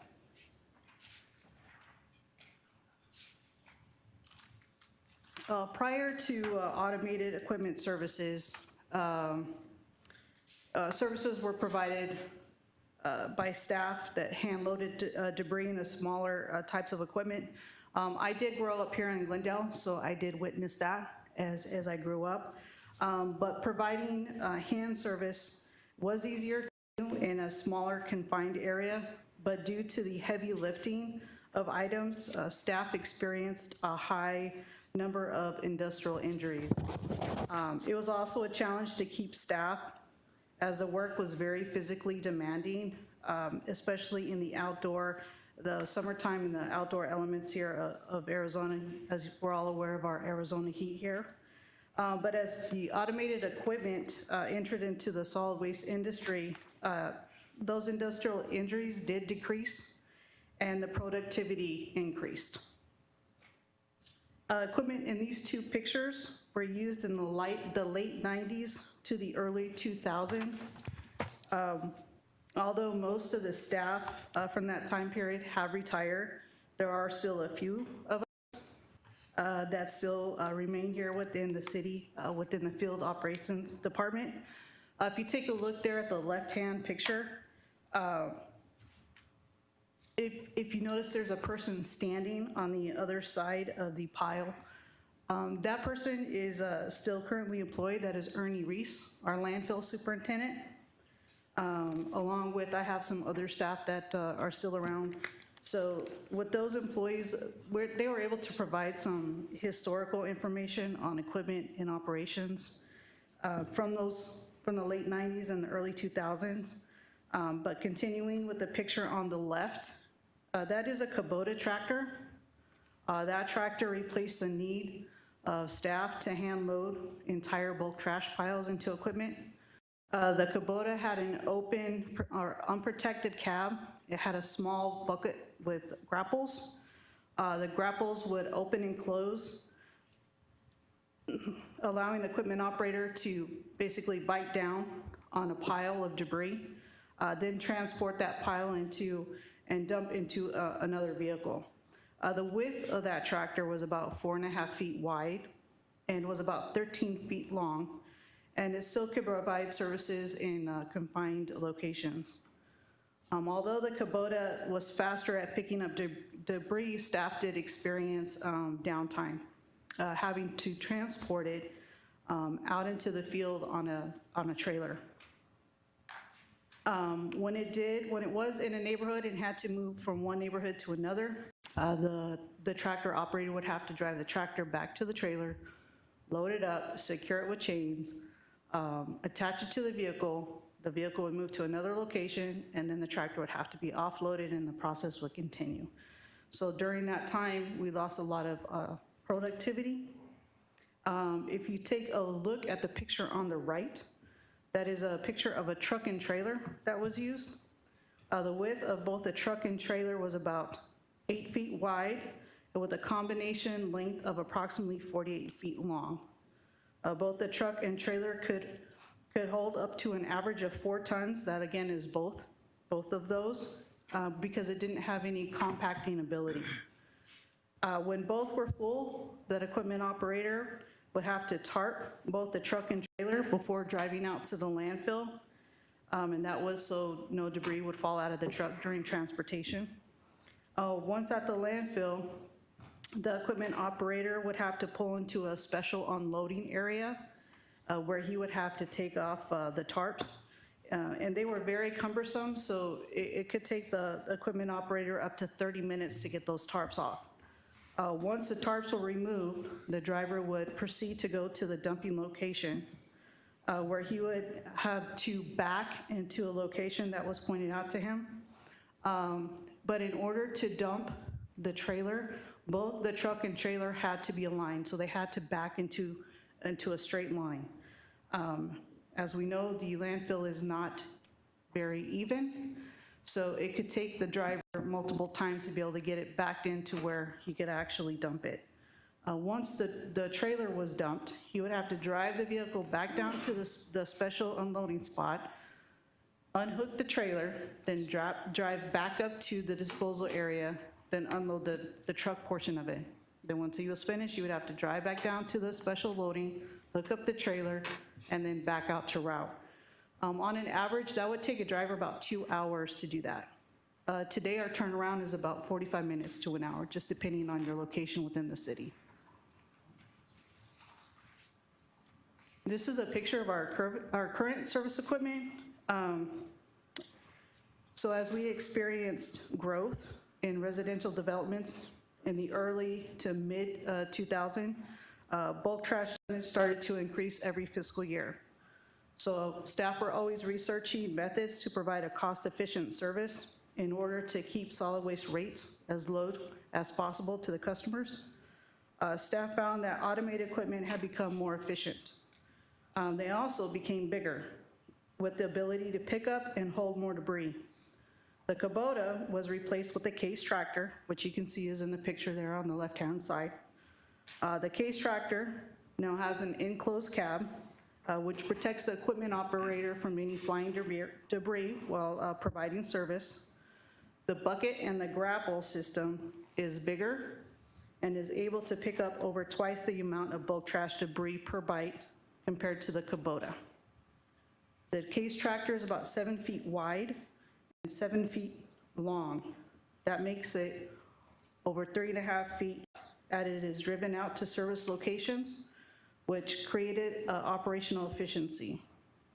The other piece of equipment in the picture is a rear loader that replaced all the truck and trailer systems.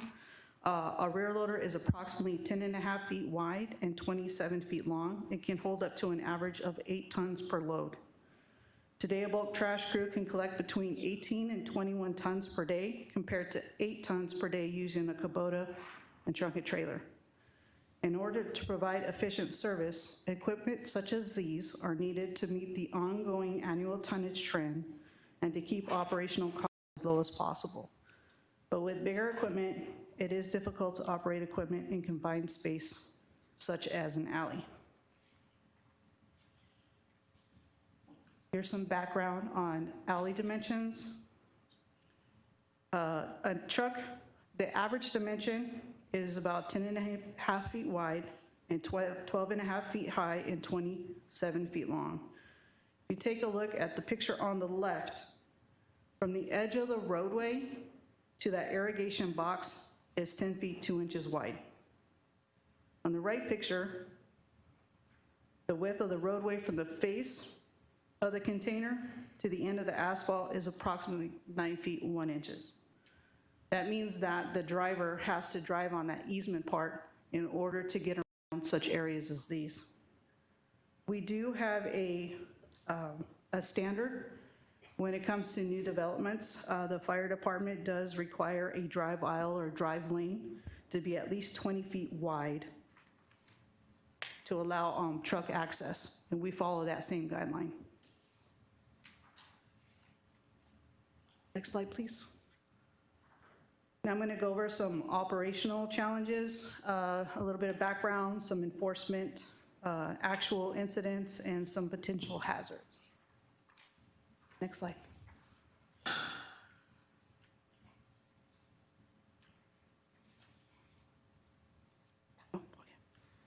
We're going to go over the background of refuse collection because I also want to mention that it's not only bulk trash that's collected in there. We do provide weekly refuse collection and weekly recycling curbside.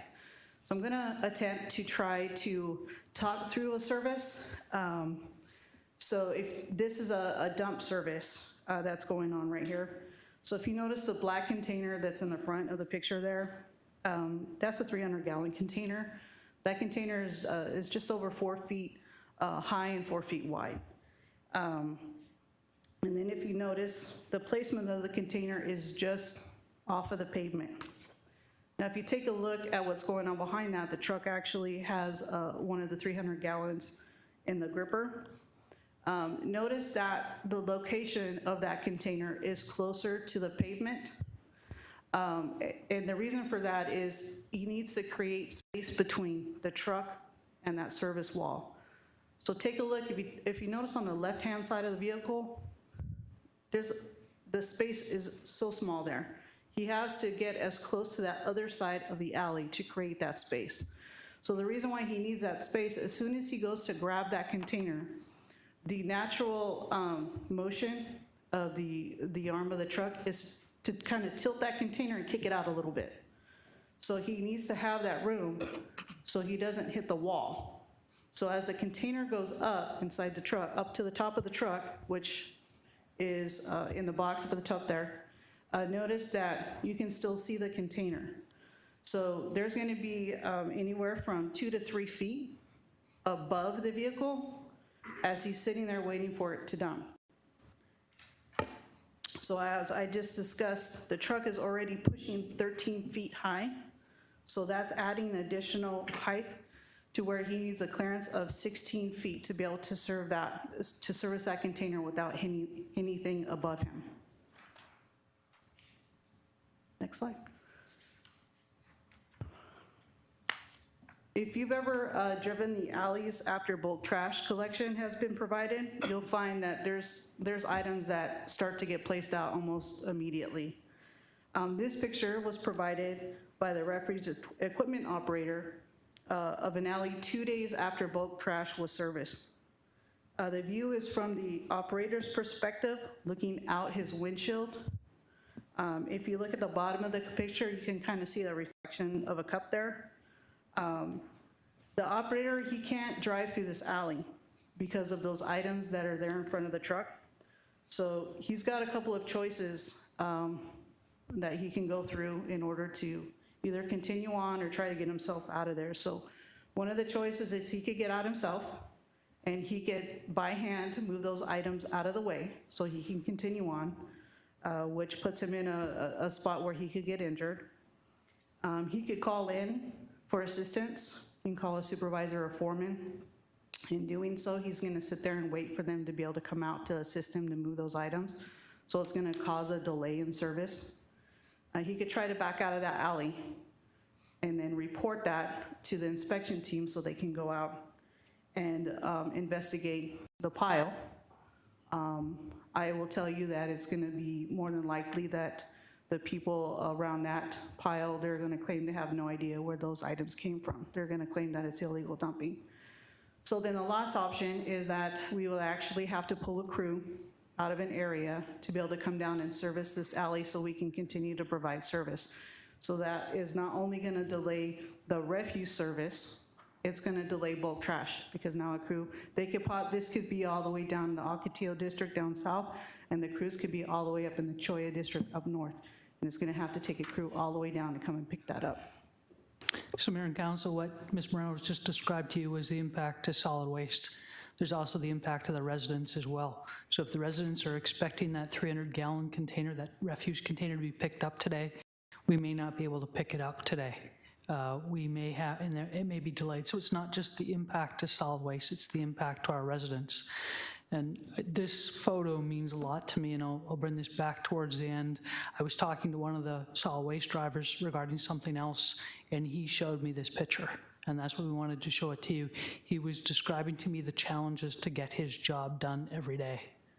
Well, one thing that she had said that I was thinking about before she said it, the backing out's not an option. I mean, if you're by yourself, it's not an option. You can't see until you're clear out in the street before you clear the wall that's there. So, yeah, more than likely, he's probably going to get out and move the stuff. Sir, he's going to get out and move the stuff. Yeah. But as you said, if his choice is then to back out, he have to call another staff member to help him safely back out onto the street. Right. He does have to do that. You're correct. So all the options that the equipment operator has, they're not cost effective, and it does influence a negative impact to the solid waste rate. At this location, the operator must navigate service between bulk trash debris, utility boxes, and overhanging utility wires in order to service the refuse 300-gallon container. This is daily. I can tell you as an equipment operator, this is a daily challenge. If you are not on your A game, there is a huge potential hazard for an incident to occur. And I wanted to remind you that, again, solid waste is provided weekly in there, so he's experiencing this as weekly, while recycling is curbside, and then bulk trash is monthly. This is an enforcement of illegal dumping. This pile was actually reported by neighbors. But again, after our investigation, nobody would take responsibility for it. They claimed it was illegal dumping, so it is nearly impossible to enforce a timely placement or unaccepted materials that could be placed out, such as tires, paint, construction debris, and motor oil. And if you take a real close look at that, I know they're in there. They're actually in that pile. So what we have to do is we have to come back and pick this pile up. Next slide. Here's a few more pictures of illegal dumping. The picture on the left is concrete and broke up cinder blocks, which is an unacceptable item to place out for collection. Again, nobody knew who dumped it there. Nobody wanted to claim it. And we have to actually ask for assistance from another department to be able to pick up those type of items.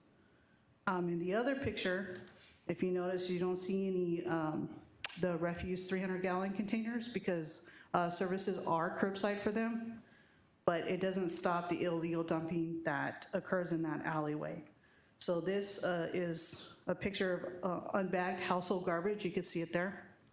And it's restricting also those residents that may need to get in and out of that alley. So we have a couple of processes that we can go through to pick it up. So we can pick it up by hand, which exposes our staff to household garbage like that. Or again, we can send a crew from a different location in order to get this serviced. Illegal dumping and other public nuisance doesn't just affect solid waste, as Ms. Monteco said. It impacts the residents' ability just to walk out to their alleyway and throw away the trash. They have to smell that debris that's out there, and it could be out there for days, depending on how quickly we could get out there to service. Also, as I talked about in here, the restriction that it causes them if they need to get into their backyards. Some park their trailers there that they use daily to do their jobs. And, you know, could you imagine children walking through that alley trying to play in there? And I could tell you from experience, I've seen that. Children playing in an alleyway like that. Next slide. The next couple slides, 5 slides I'll be going over is, these are actual incidents that have occurred in the alleyways. So keep in mind, as I explain this, that the driver is actually sitting on the right-hand side of that truck. So this is a refuse collection that's being done. This incident occurred in an alley with a tight left-hand turn. So after he serviced the 300-gallon container that you see there in the picture on the left, he couldn't make that turn. So what he did is he backed up to try to reposition his truck.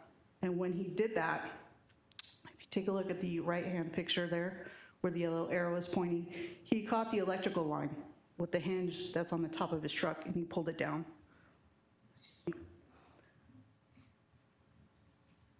If you take a look back again at the left-hand picture, notice the red arrow is pointing to the line that's there.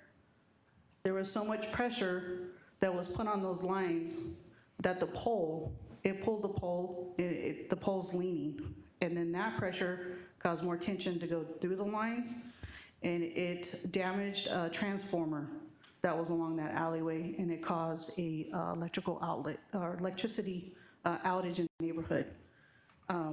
And it did affect a group home, a nearby group home that provides services there. They actually had to rent a generator in order to provide services to the people that live in that group home.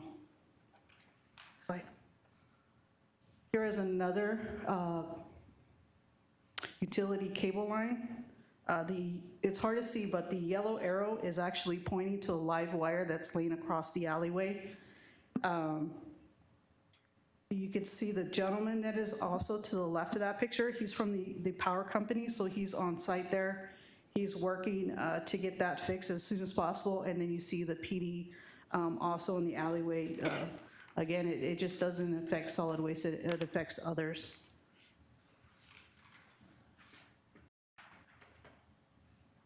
I do want to point out these two pictures are not old. They're just, we had to use them from a scanned copy, but we wanted to make sure to be able to use them for you. The left picture is a block wall damage, and that was caused when a bulk trash equipment operator was driving through the alley. At that location, the alley starts to curve, and what he did is he didn't get far enough to his right-hand side, and what happened was the rear right of the vehicle caught that 300-gallon and it pushed it into the wall. And you can see we consider that a major damage. On the right picture is another wall damage picture. This is an example, a tractor equipment operator was picking up an item that he didn't notice was very long, and it was kind of up against the wall, so when he picked it up, it pushed that item into the wall, and it caused that damage there where the right arrow is pointing to. Again, we consider these major damage, property damage. And this incident occurred, this was a refuse driver. Again, remember, he's on the right-hand side. He was attempting to exit an alley onto a main arterial street.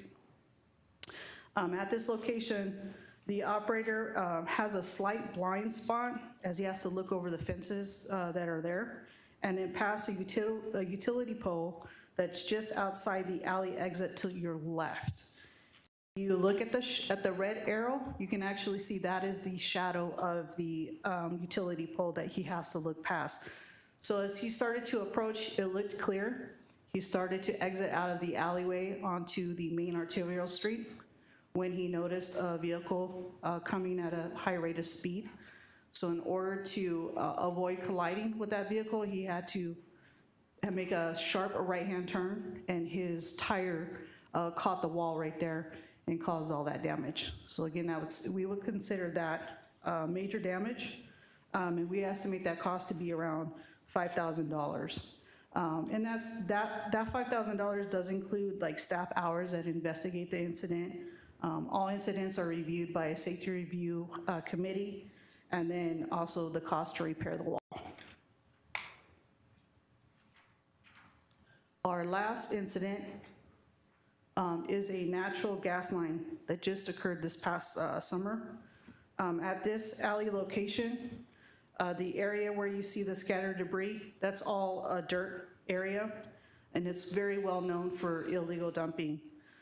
The tractor operator was picking up the pile when he heard a loud pop, which has to be very loud if you could hear it over the engines of both the tractor and a rear loader that's sitting there.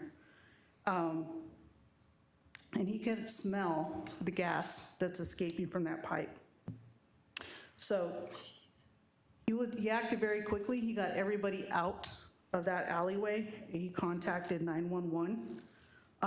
The tractor operator did, and while another equipment operator contacted solid waste staff.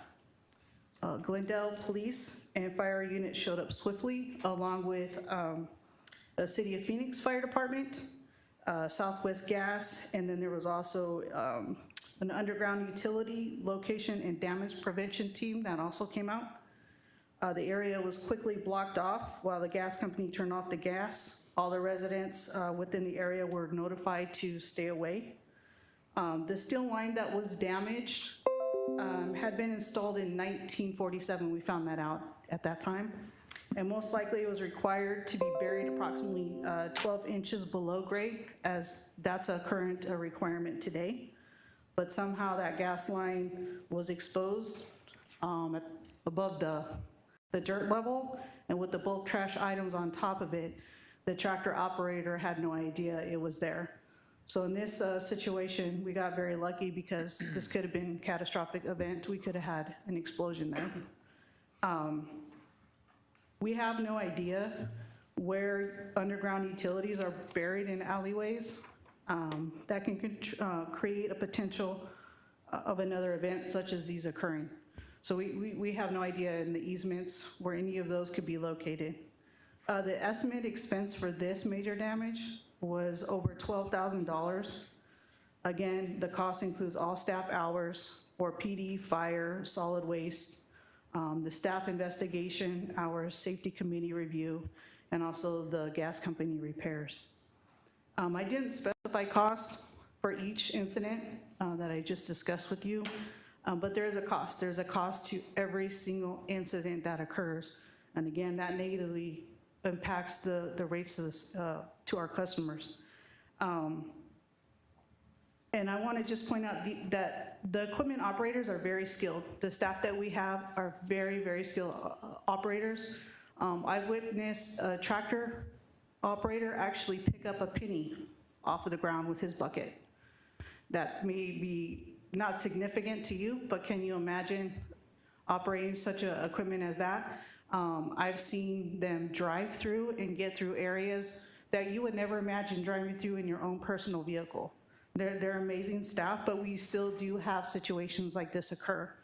So even though they are great, we have the incidents, like I said, but in an efforts to reduce those costs, we're always continuously providing training. We provide training. We will we'll take a look at where the 300 gallons are replaced in the alleyway and move those if we can to a safer location. We'll also change the routes to where staff travel a road that has less traffic exposure. And then we also provide education to residents. So one of the things I did not capture is we also incur costs for damage to the alley 300-gallon containers. They, at times, they experience a nuisance activity. Caught on fire for some reason. And sometimes we experience a string of those where throughout the city, those 300 gallons are caught on fire. And a resident really doesn't know that's happening until they go out there to throw their trash away. And all they see is the remnants of burnt 300-gallon container on the ground. So I can tell you that doesn't happen with 90-gallon containers. Like it does with the 300s catching on fire. And then in the alleyway with the bulk trash that's always out there, there's a potential for those items to catch on fire as well. Thank you, Mayor. I'm curious about the 300-gallon containers because I didn't even know that we had them out there. Are they just old containers that we're still using, or why are there 300-gallon containers out? Mayor and council, we've always used those in the alleyway, so Less stops. it's less. It holds more, so we put those out as one container is for every 3 residents. Oh. Yeah, and they've been here since I've been here. That's 23 years ago. Okay, thank you. I wasn't aware of that. Mayor, Go ahead. I just want to commend you on a very good presentation. Very thorough, easy to understand, and explains the situation in a manner that everyone can appreciate. So I just wanted to thank you for an exceptional presentation. Thank you. So, Mayor, members, I stopped at that picture a couple back and said, as I was talking to that equipment operator, I was talking with him about something else. He said to me, why do you put me in these dangerous situations every day? And I asked him, what are you talking about? And Amy understands that. She's done the job. But I started reviewing these in a lot more detail. And it concerned me to the point where October 2020, we developed an alley safety hazard report, and you're seeing a sample form here today. So we took each alley segment and went through it and determined what some of these issues might be. And along the left there, you see some hazards: low-hanging power lines, low-hanging telecom lines, road damage. If the pavement in the alley is damaged, or the resident has a driveway that's paved, it's damaged, we could be responsible for that damage. As you see, that a lot of times the trucks can't fit on the city. Some of them are easements, some of them actually are city right away. So we went through this programmatically. We did not want to go through this just kind of, we wanted to be very objective with what we did and how we assessed these things. So the ones on the left are actually hazards observed. The middle column is nuisance activities. So if we're seeing some illegal dumping, graffiti, homeless, and I'll go through why homeless is a problem in alleys here in a moment, and then other criminal. So we view these as nuisance. Mr. St. John can tell you what's criminal. I just term it as nuisance, and I'll hand it off to the police department to help us with it. But on the right side of the form, you actually see where we identify where the alley segment is, and then we take pictures. If the staff we've trained to go assess these think there's a nuisance or a hazard, they have to take a picture with it as well. So we went through programmatically and assessed, and I want to go through and show you pictures of some of these hazards we see in alleys. This first one here is low-hanging wires. And as Amy described to you earlier, it's not just the height of the truck, it's also that swing of that container, getting that container up that has to, we have to be able to clear. If you look, this driver's actually sitting on the left-hand side of the truck. He is a bulk trash collection crew. If he was picking up 300 gallons, he'd be on the other side, and that overgrown vegetation, he would not be able to see out of the cab. And overgrown vegetation, that's something we can mitigate. We can talk to the resident, we can talk to, if it's right away, talk to them about trimming it. But heaven forbid a small child run out in front of him and he can't see. So again, it's a hazard, and we just have to determine how we mitigate it. I do want to point out, though, there is some damage to the trucks. The trucks will get scraped up as they go through there. We have to go through the code department, code compliance, if it is a residence tree, and that could take us several weeks to get that tree trimmed up. Another potential hazard, if you see right here, this is a bulk trash tractor, and he wants to pick up that pile. To do so, he's got to navigate between that utility pole and that utility pole tie down. So very tight space he's got to work in. To help pick up that material safely, we actually have to put a person on the ground, and that person's normally raking and cleaning up behind him. He's got to get on the ground and help pull away such that we don't damage that wall. And while Ms. Moreno talked the cost to the city of damaging that wall, there's a cost to our reputation as we go out there and damage residents' wall. And there's also the inconvenience to that resident as we can't replace that wall the same day so that they'll have access. For my potential, the worst thing I'm doing here is I'm putting that equipment operator in potential risk, and it's a potential risk. He's in a pinch point because he's got to operate between a block wall and a mechanical piece of equipment, so there's that potential hazard there. So I always want to mitigate those things if possible and not allow and not put him in a dangerous type situation. Another one I'm showing here, again, the pile has to be way to allow that truck to access the alley. It does require some hand clearing. If we attempted with the tractor, we could potentially damage the residence wall. Bulk trash curbside, we do require 2 feet of clearance from any fixed objects. The narrow dimensions of the alley do not provide for this. If you check on our website though, we do require that we do not place bulk trash against block walls. It never happens. We don't have the clearance in the alley to do that. I also do want to note in this picture the overhead power lines very close to that truck there. This one is another one where the employee's out of the truck. He's got a hand pull and rake, which does increase our potential for having back strains or those type issues to pull that station away from the block wall. There's also that unknown hazard, bulk trash in alleyways. As Ms. Morrow said earlier, and I've got pictures of this, we picked up bulk trash, and 2 days later, bulk trash is back there. So bulk trash sits in alleyways a lot longer than it does on your curb. This employee was actually bitten. It didn't get through to his skin, but there were unknown animals, pests, or hazard in that pile. Just another thing we have to deal with in alleys. I mentioned homeless earlier. This is a potential hazard as we haven't hurt anybody yet.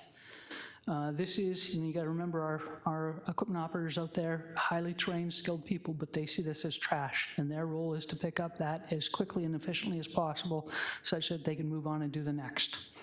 Others, that is something different, and luckily this happened during daytime, so as that tractor operator approached the pile, he didn't notice people sleeping on the other side of it on a mattress. As he got close to it and bumped it, they jumped up, screamed, nobody was hurt. There's another issue or incident that we didn't get a picture of. A bulk trash operator actually picked up a rolled piece of carpet, thinking it was trash, and it was trash, but you gotta remember, as it gets cold, homeless are looking for places and things to keep warm. As he picked it up, somebody slid out and ran away. It is well known in the industry, the 300-gallon containers, your front-load containers, you've got to be very cautious in areas where homeless are known to be, and we haven't yet, and I'm saying yet because it's always a potential, but other cities have other, the large waste management republic, they have picked up people sleeping in containers, so it is a potential hazard that we could deal with every day. And luckily with this one here, like I said, it was in the daylight hours, but today, if you think about this morning, when we start work at 6 a.m., it wasn't daylight. So I talk again about potential hazards. So we went through the 46, and we're not done all the alleys. We want to make sure that we assess everything out there, but we've completed our 46 potential alley segments that when we look at close, again, we looked at hazards, these low-hanging wires, this overgrown vegetation, the nuisance activity in the alleys, described each and took the photographs of them. Each of these were assigned a relative risk. We looked at, could it be mitigated? Might it be minor property damage? But some of them had the potential to cause a severe injury. And as Ms. Moreno said, when we're talking $12,000 of damage or potential loss of life, we looked at that as pretty serious. So we took all these hazard reports and compiled them, and we did attempt to mitigate them as we went through. And I'll explain that here in a little bit. But we assessed the relative risk of our alleys. And this is the percentage of alley segments that we looked at as the higher risk is on the top and a darker red, and low risk is on the bottom, light green. Everything we do has some risk, so I didn't want to say there's no risk. We have a risk driving out in the street, and we know that, but we mitigate that as much as possible. So that dark red represents 70% of those alley segments that are not currently closed but might potentially be closed, contain some sort of risk. And these are severe risk that could cause severe personal injury, damage, or heaven forbid, a loss of life. I personally know somebody who has knocked down a power line and killed a cow. I've also seen a child's toy that has a power line embedded in it because a solid waste truck knocked down a power line, and luckily there was no child on that. So that's why these are dark red, is because it's that issue you never want to happen. And then some, in between are those risks that take a little bit longer, but can be mitigated as well. So as we were going through these, every time, because we got these on a every other day type basis, and we'd go through and, more low-hanging lines, and we contacted the utility companies. And the utility companies were great. They would come out and they would move the lines up, so they really helped us. But they also educated us as well. So there is an Arizona revised statute that says we are not to operate mechanical equipment within 10 feet of an energized power line. And that's a problem because, as Amy stated earlier, our solid waste trucks are 16 feet tall. So 10 feet, that's 26 feet from that pole over across the alleyway. Rarely, if ever, will we get the 26 feet of clearance between our trucks. And APS, SRP, and the others do this. They work under these energized lines, and they work with them all the time, but that's what their employees are trained for, and that's the tools they have. That their vehicles are equipped and so are their hand tools such that they can safely handle energized lines. This is not our equipment operator's mission. This is not what we do. We don't give our tools and PPE, and we shouldn't have them working in this type of situation. So when we talk then, should it belong on the alley or should it belong in the street? It takes longer to service each pile in the alley. And Amy can talk about that. I can talk about that. I'm actually going to show you here in a minute, just to show you some of the challenges we do. It takes an additional 3 minutes per pile to service in an alley than it does curbside, and this is for bulk trash. That directly equates to it costs us more. Bulk trash is our least efficient service. So that the cost of bulk trash in those alley segments right now that are still open equates to 16 cents per month across all residents in Glendale. So that's $105,000 annually. And when I say it's the most inefficient service, if you just look at our refuse driver, or driver out there picking up garbage in your 90-gallon container, can service 1,100 homes every day. The bulk trash equivalent is under 200 homes per day. So bulk trash is our least efficient service, and alleys are less efficient than curbside. Then there's the inconvenience to the residents. Amy talked a lot about the impact to staff, but it's also the inconvenience to the residents. Many times we have to go through and clean up that alley before we can pick up their garbage or pick up their bulk trash. We have to call people from another area. That could mean that their service is delayed. And I can't quantify the volume of calls, but it's not infrequent. When somebody calls to say that shared container, Amy explained the 300 gallons in the alleys are shared, so we give one container to 3 households to call, or a neighbor has filled that entire container and where's their fair share. And in fact, this morning on Nextdoor, there's a simple complaint and it's up over to 140 responses to it saying it happens all the time. There's also then the risk to our staff, and not only our staff, police, fire, but also to the public.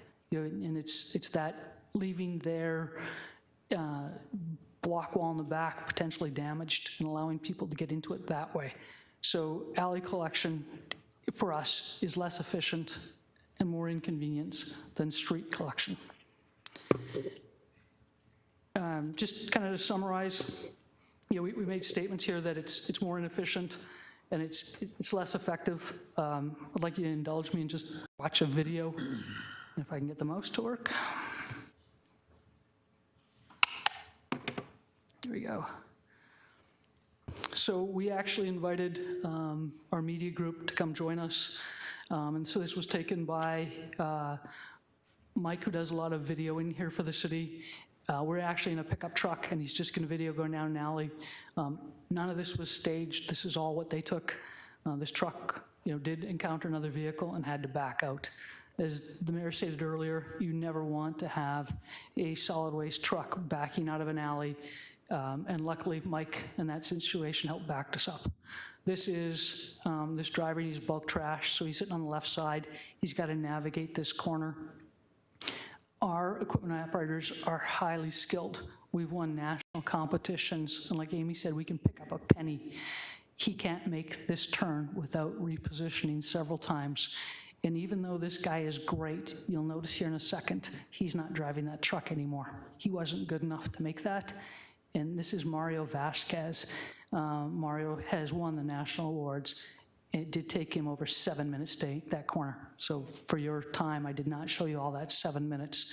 But here he comes from a different angle around a different corner. And Mike's gonna get you some close-ups here to show you the actual lack of clearance. He's got to pull in his mirrors. His blinkers almost touch on both sides. It takes a lot to get around these corners. You cannot put an inexperienced equipment operator in these corners, but even just to navigate down here takes us significantly longer.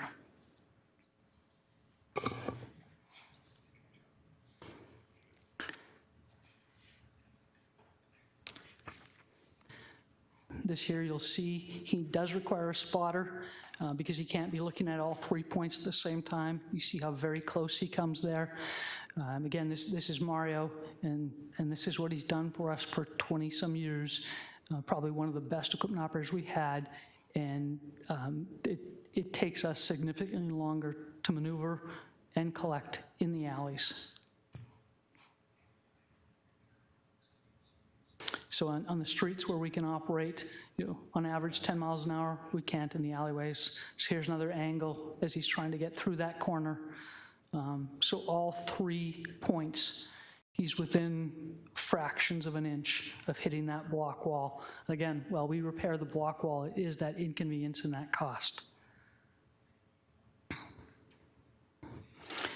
Here is that bulk trash crew picking up. He's going to navigate the guy wire as well as the pole back behind him and pick stuff up and load into the truck.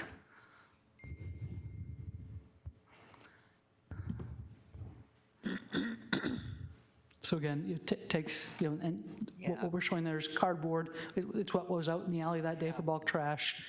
And when we're done, we have to position the containers back. Containers are heavy, they don't move around.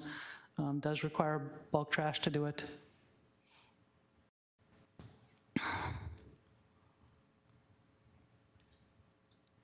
A lot of times does require that extra person out there to help spot and guide him so he doesn't damage anything.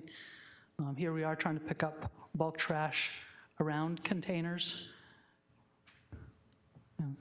Again, very phenomenal equipment operator was able to pick that up. I can't do that. You can see the overhead power lines that he can't lift up too high to make sure he doesn't damage them as he loads into the truck. Another one, just a truck getting past. And Mayor and Council, you're welcome to, at any point in time, come out and join us, do a ride along in one of these pieces of equipment to see for yourself. It was enlightening for me.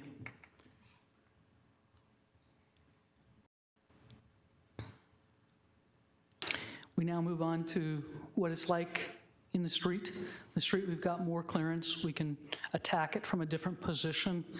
Our speeds can go a little bit higher. There is hazards. We still have people navigating that street. We stop, we wait for them. But this is substantially quicker than it is in an alleyway.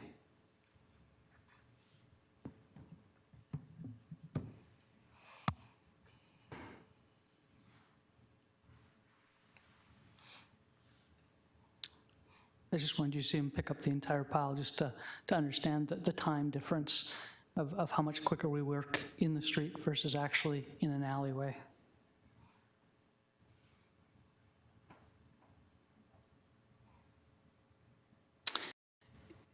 kind of in summary again, the question here is, should bulk trash remain in alleyways as we close it? I did want to show you, what it looks like curbside. What we get in alleys for bulk trash is not the same as what we get curbside. In the alleys, you will see regular refuse that belongs in garbage containers. We tend not to get that curbside. As Ms. Moreno said earlier, over 97% of our households are already serviced curbside, and 100% of our recycling is curbside. We do not pick up any recycling in alleys, it's all curbside. So if we move bulk trash to curbside, we're impacting approximately 1,340 households. So kind of in summary, I want to go back through it. Our alley access control program was created, thank you, Councilmember Aldama, to control nuisances in alleys. These are crime, illegal dumping, and is a very successful program. Alleys are narrow. They are too narrow and too restricted for our equipment. They may have worked back with prior equipment, but we are continuously evaluating our efficiencies to keep our service as cost-effective as possible. The time and money it costs us is a direct impact to our ratepayers. Alleys have operational challenges with illegal dumping, graffiti, and nuisance activities. Alley collection is less efficient and directly impacts the cost of service to residents. And as a reminder again, recycling is all curbside. Alley service has a higher rate of miscollection, and this really isn't truly a mist, and we don't hold this against our operators. It's where they cannot service that container, or there's a delay in service to that container, which is a huge inconvenience to our residents. One of our metrics in solid waste is picking up when we say we're gonna pick up. The inconvenience of sharing that 300-gallon container is also an issue. And alleys have a higher rate of incidents, and we call them incidents because some we can't hold against the operator. He may not know what's under that pile. We can't tell an equipment operator, you should know that you've got a natural gas line above ground. He would never know that. So we can't hold that against him, so we call them incidents. Then street side collection, and there's also that higher potential risk. A couple years ago, Mayor and Council, you gave field operations via supplemental program a safety program manager. Brian is the one that did the bulk of this work, going through and assessing these alleys for us. And we did that because solid waste is ranked in the 5 most deadliest industries worldwide. And the US is indicative of that. We have incidents every day. The solid waste industry is ranked worse than police and fire. And I'm passionate about this because when I have to talk to one of these employees about why I put them in harm's way, I'm not going to do to it. So in summary, Mayor and Council, I want to continue with implementation of the program, and I'm asking for council feedback, understanding that we will put together a communication plan to inform residents of change, like we're moving bulk trash out of the alleys, whether or not we are controlling access or not. But some of these alleys, we need to mitigate the risk immediately. And Mayor, with that, I'd seek council feedback on this item. Councilmember Aldama. Thank you, Mayor. It's amazing that we only have a 3% issue based on your data there. But this isn't a question whether or not we want bulk trash in the alley or in the front. The question is, do we want to keep our employees safe, free from injury and possibly death? Second question is, do we also want to keep our citizens safe? And so I think that's the question. If you ask me that question that way, I'm saying move it all to the front where our employees can be very safe and be more effective. And so I would be in favor of keeping it in the front and no longer in the alley and keeping our employees safe. Thank you, Mayor. Mr. Turner? Thank you, Mayor. And I must say that nobody appreciates a history lesson more than I do, and that certainly was one. So thank you for that. And I think perhaps what we see there in the presentation is more an indictment on the 300-gallon barrels than it is the bulk trash in the alleys, particularly in alleys that have been closed, which is actually the specific item of the item of special interest is, has to do with the bulk trash in alleys that are being closed. So keeping in mind that in that situation, the 300-gallon barrels have all been removed. And so that difficulty and hazard's been eliminated. And I would argue that if we have alleys where there are pinch points that create those kind of problems that we saw there, and I know we have plenty of alleys that don't create those, but if we have that kind of a situation, then that's kind of a one-off. So this really, the item of interest is specifically about we're coming where we're closing alleys. If it's not one of those unique situations, the ability for the residents to continue putting bulk trash in the alley. So the 300-gallon barrels are removed, the gates are locked at each end, so you don't have near the illegal dumping from outside the neighborhood. And in my experience, it's outside the neighborhood that is the worst for illegal dumping, and also for the trash, the garbage type, some of the examples we saw there. And these are also some of our most challenged neighborhoods that need all the help they can. And having, even though the photograph you share with us at the end is just a pile of tree limbs in a very nice neighborhood, that's not what we see, I think, as we drive down the streets in some of these neighborhoods. It certainly wasn't what the photographs that residents sent showed. It's a week-long, if not longer, situation of stained mattresses and everything else out there on the street.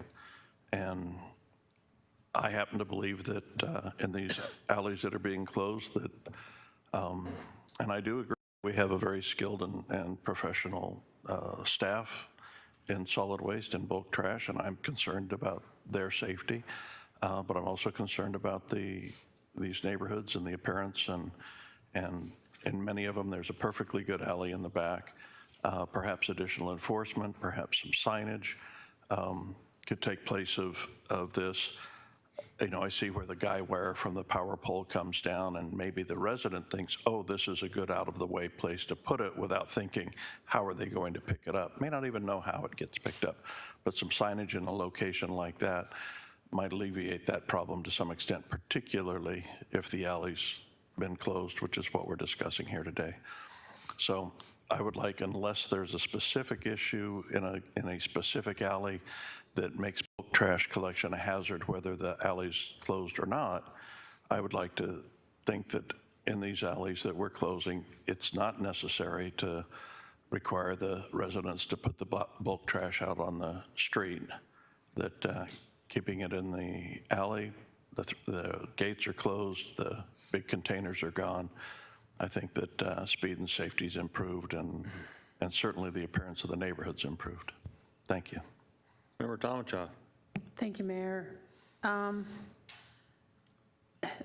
mean, the curbside bulk trash collection is working everywhere in the city where we don't have alleys.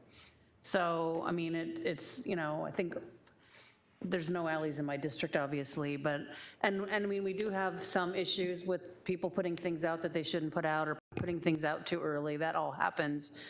But I mean, it's not, they come, it's scheduled, they come, and I feel like it's important to try to keep the cost, because it's the most expensive service that we provide with solid waste, is bulk trash collection, and this increases the cost, is picking up, collecting in the alleys increases the cost, because it takes longer, people have to call people out if they end up in a situation, and then you're also now dealing with the inconsistency of different alley sizes, and this alley and not this alley, and I just feel like having a standard, in my opinion anyway, is the best way to move forward with this, and it also will hopefully keep the costs down for bulk. We've done surveys, I've done a few surveys. They love the monthly bulk trash service. I know we're gonna be talking about rates here coming up pretty soon. People like being able to, and they put mattresses out in other parts of the city besides just in alleys. I mean, I've seen them on my street, and people try to time things, where they're, I know I've done that, like if I'm replacing a piece of furniture or something, I'll try to time it so that I can put it out there during bulk trash. So I just feel like because of the from the cost, the safety issues, there's a lot of reasons why I feel like it's reasonable to say that we shouldn't be, because essentially what's going to happen is the citizens who, the rest of the cities who's putting their stuff at the curb is going to be subsidizing bulk trash collection in the alleys because it costs more. So I think we should move it all out front. I didn't even know we had 300-gallon containers. I think that's a terrible idea. It's got to be harder on the trucks to lift those things. Do you need a special truck for that? Does the same truck pick up a 90-gallon that picks up a 300-gallon? Mayor, council member, it's the same truck. They're just equipped with a different style of gripper that allows them to pick up that 300-gallon and then the weight that's also in those. But yeah, Mayor, if I could continue, I feel like picking up a 300-gallon container probably wears things out faster than picking up, 90-gallon containers. So, and they're already, those have recycling containers that they're putting out front. Is that what you said? So that we are providing a collection service, a curbside collection service already for the people who are choosing to recycle, which I hope everybody's doing. But I just feel like standardizing this, keeping the costs down so we can continue to deliver this service. Residents really appreciate this service. And I think this will go a long way in keeping it safe and affordable. Thank you. Councilmember Clark. Oh, well, first of all, I'm surprised you didn't come to us sooner about this issue. What we all saw today was amazing and astounding. And God bless those drivers. Now I know why they have a rodeo every year. And I think some of our Glendale drivers have won that rodeo in previous years. So I know we've got some of the best drivers in the world. 95% of this city places their bulk trash out on the curb and uses 90-gallon containers. If we're going to talk about standardized, I think we should move all this stuff out of the alleys. The alleys are just too dangerous for too many reasons. The liability is too great. The cost in terms of time and efficiency is way too much. I would move the 90-gallon containers out on the street and require all bulk trash collection to be on the street, whether you've got an alley or not. That's where it belongs. Thank you. Mr. Melner. Thank you, Mayor. Just a question. Of all of these alleys, in your experience, are there a certain percentage of them that are safely navigated and can continue to be used as a pickup point, or is it 100% are hazardous? Mayor, Councilmember Melnar, if you remember back to our first presentation, we said, some alley segments are not good candidates for the program and we would not look to gate them. And so no, it's not a one-size-fits-all program. So we would look at, where there's a hazard and issues that we would look at, one, removing bulk trash services soon to mitigate the risk, and then close off the alley segment. But no, sir, it's not all alleys in Glendale that we're looking to make changes to.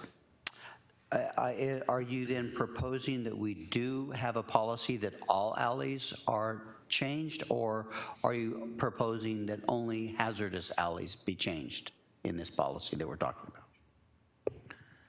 about? Mayor, council members, we are not proposing a policy. Currently, under Mr. Phelps and city management, we have administrative authority to pull employees out of hazardous circumstances. So that's why we're seeking council feedback on this one. We would like to proceed very quickly. And Councilmember Clark, I agree, shame on me for taking so long to bring this forward to you, but to get a communication plan in front of the residents of the changes that are coming to mitigate these risks quickly. Okay, thank you. I would be very much in favor of closing all alleys that present any kind of hazard to our employees. However, where there is no hazard, I think we need to allow the residents to have a voice into whether or not, we're not talking about just closing, we're talking about whether or not they can have bulk pickup in those alleys. And that's kind of what I'm talking about here is there may be alleys that are very well suited for that neighborhood to use for bulk pickup. And especially if the large containers are already removed, as has been stated. So I would be in favor of allowing some that you determine are not hazardous. Thank you. Thank you, Mayor. I agree with Councilmember Clark and Councilmember Aldama on their comments. Somebody's going to have to go back in history. When those homes were built and the alleys were there, I was living in one, and the garbage truck drove down. The men standing on back got off, grabbed a metal can, dumped it in, and drove a straight line. And if you had bulk trash, you were heading it to the dump yourself. They weren't designed to have tractors and picking up bulk trash in alleys. None of them were, and I think all of them unsafe. And they should be out front. And the big cans you're talking about in alleys, I think they need to go away. That's not how those alleys were designed when they put them in. That's not what they're for. Thank you. Mayor? Go ahead. Thank you, Mayor. Just want to go back to the photo. You don't have to go back, but I'm looking at the photo in the curbside collection, and I think it was mentioned on, I think staff mentioned the photo simply because of the difference of debris that's put out in homes that don't have alleys. Well, I'm looking at something a little different. That's a very affluent community, coming from the community that I serve. Beautiful community I serve. But that goes to show you that even in those affluent communities, bulk trash is picked up in the front yard. No different than anyone else, except for the 3%. So I wanted to make sure we went back to that. And I wanted to commend you for what your comments just now, that shame on you, but I don't feel shame on you. It was a realization that we have to do something. You brought it to us, so thank you for that. And then lastly, I want to thank Mr. Mario Vasquez. Congratulations for his win on being a really great driver, and thank him for being a precise driver, but taking that much pride in his work. Thank you, Mayor. I'll finish up. I think if it's only 3% of our total amount of residences, I don't understand why we're not doing all bulk trash in the front. I'm looking at it maybe differently than everybody else. You guys aren't going to do anything, your drivers aren't going to do anything that's unsafe. I'm certain of that. I think they're all intelligent enough to, they see a situation that's going to create harm, I think they'll stop and get help.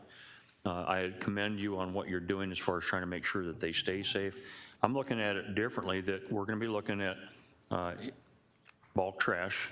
We're going to go through the same thing that we go through, it seemed like every 3 or 4 years, talking about the additional costs and all that.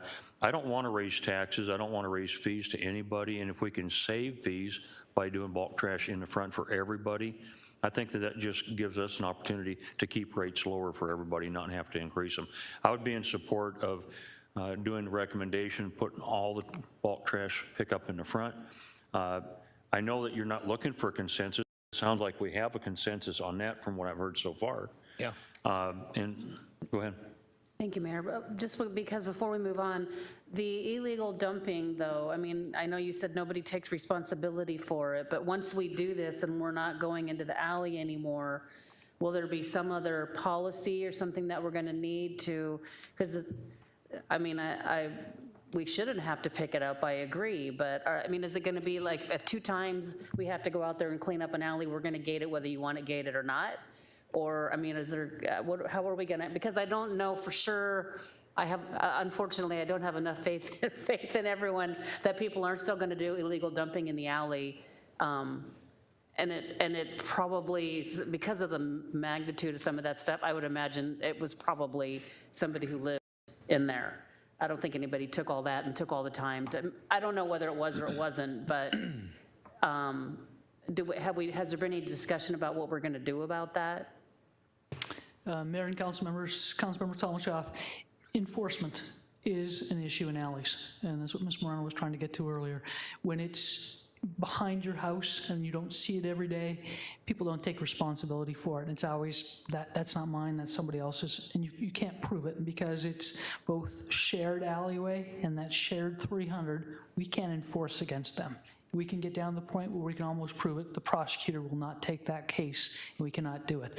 Whereas if it's in front of your house It's your property. We require it to be on aspects of your property, and we work with you to make sure that's a bulk trash placement.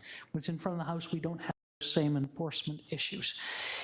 I would ask that we continue with the alley access control program for the reasons that it was created, to mitigate those nuisances, the illegal dumping. So if we see an alleyway that still has a lot of those issues, illegal dumping, we'll go ahead and put the gates on it, work our process, and do that. But it's enforcement is what she was talking about earlier in alleys. Okay. I was wondering, Mayor, if I could continue, I was wondering whether we need to amend our code then. If we're not going to have any more bulk trash collection in alleys, do we need to amend the code so that literally now it's a code violation where we can say that you can't put anything back here anymore? And that we're amending the code to cover that, so that we can, even if it's not, we cite wherever it is, but I'm just wondering if we need to go that far, but that might be something we might want to think about. We will, Mayor and council members, we will review the code. I don't believe a code amendment is required, but we will absolutely do that. Thank you. One other question. I don't know if you said it and I missed it, or if you didn't say it. The 300-gallon dumpsters that are shared by 3 different residents, are you trying to get rid of those altogether? Or are you going to continue to keep using some of those? Mayor, we would look at discontinuing the use of those. It is a shared container. Residents cannot easily move them. You saw where we had to take a tractor and move them. So if we are giving everybody their individual container, they're responsible for what goes in it. They have a dedicated capacity of garbage each week. It just seems best for all. You don't have the same issues where that's not my garbage or my neighbor used up all my capacity. So we would look at getting rid of the 300-gallon containers as well. There is still a use for them. We use them for special events or to set up barricades, to train our staff, to train for the rodeo. So there's still a use for them, so it wouldn't like we'd throw them away. Okay, and the reason I was asking, nearly 40 years ago, I actually lived in our neighboring city to the south, had an alley behind our home, which had every issue that you're talking about plus. And with the homes sharing those containers, it was real common for one neighbor to fill it up the day after it was emptied, and then all the other neighbors to just throw their stuff in front of it because there's no other place to put it. So I just think that there's a huge chance to clean the city up, do it more efficiently, do it safely, and save a lot of money for our taxpayers. Again, I'm asking, I know you're not asking for consensus, I'm asking, is there a consensus to move forward with this? Yes. Okay. All right. Go ahead. Well, Mr. Mayor and members of the council, first of all, thank you for your comments today. And I too want to just kind of publicly acknowledge I'm proud of all of our employees. I think we have an exceptional group of employees at every department in all areas of the city. But for me personally, I'm just speaking personally, there is not a group that I'm more proud about than our solid waste employees, the work they do. They are as much an ambassador. When I talk to my neighbors, and I'm sure you have the same interface with your constituents, they are so impressed with how consistent they are, how much care they take, even on the bulk cleanup. I mean, the new program now where we now follow up with street cleaning right after going through and picking up, I think, in my experience in municipal government, is exceptional. And so I just want to publicly acknowledge to our people, I don't think there are a group of employees, including our law enforcement, that have a more stressful job than our solid waste drivers. They work under some of the most difficult situations. Their skill set is incredible. They must have been really good at video games or something for them to do what they do. Because I tell you what, I would have a hard time bringing a motorcycle down some of those alleys and feeling safe from maneuvering corners. And they do it sometimes in temperatures that are 100, 110 degrees. They do it, every day of the week we get it done. And so I just wanted to kind of publicly acknowledge that department. They do a phenomenal job. And but again, thank you for your input. We will work with you on the communication plan. We'll be thoughtful in terms of how we roll this out, in terms of how we do it. And but this has been very valuable. And again, I want to compliment staff. They put a lot of effort into, kind of on both the alleyway program and on the bulk trash program into the presentation today. And really, I think where we're going as a community in terms of your commitment to do the alleyway gating program and to deal with issues like our alleys and trash that gets dumped, will make a significant difference in the aesthetics and how our neighborhoods are viewed. I think it's really substantial. And so just as your city manager, just want to compliment the council for your leadership in this area. Thank you. All right, thank you. You got what you need? Perfect. Okay, city manager's report. Mr. Mayor, members of the council, just a couple quick items. If you recall, at our September 28th meeting, the city council authorized the moving forward with the refinancing of our general obligation bonds for the black lot. And as there was some concern in terms of what, with the fluctuating interest rates, where this might come in at. And so glad to know that on October 13th, we did finalize the sale of the bonds. We did meet the goals that the council set forth, and the rate that we were able to get was 2.21%, which is almost spot on to where our advisor felt they would come in at. And even though now that the city has more flexibility in terms of whether they hold or perhaps do a transaction on the property, we actually saved not a lot of money, but we saved just under $5,000 in terms of doing it. So just wanted to report that out to you, but we did achieve the interest rate goals that we had hoped for. You know, one of the more challenging departments within municipal government, and not just here in Glendale, but as I talk to other city managers in the West Valley and through my profession, is code enforcement. I mean, I will tell you, every city deals with the council. It's a priority for most councils, and it's a very challenging job.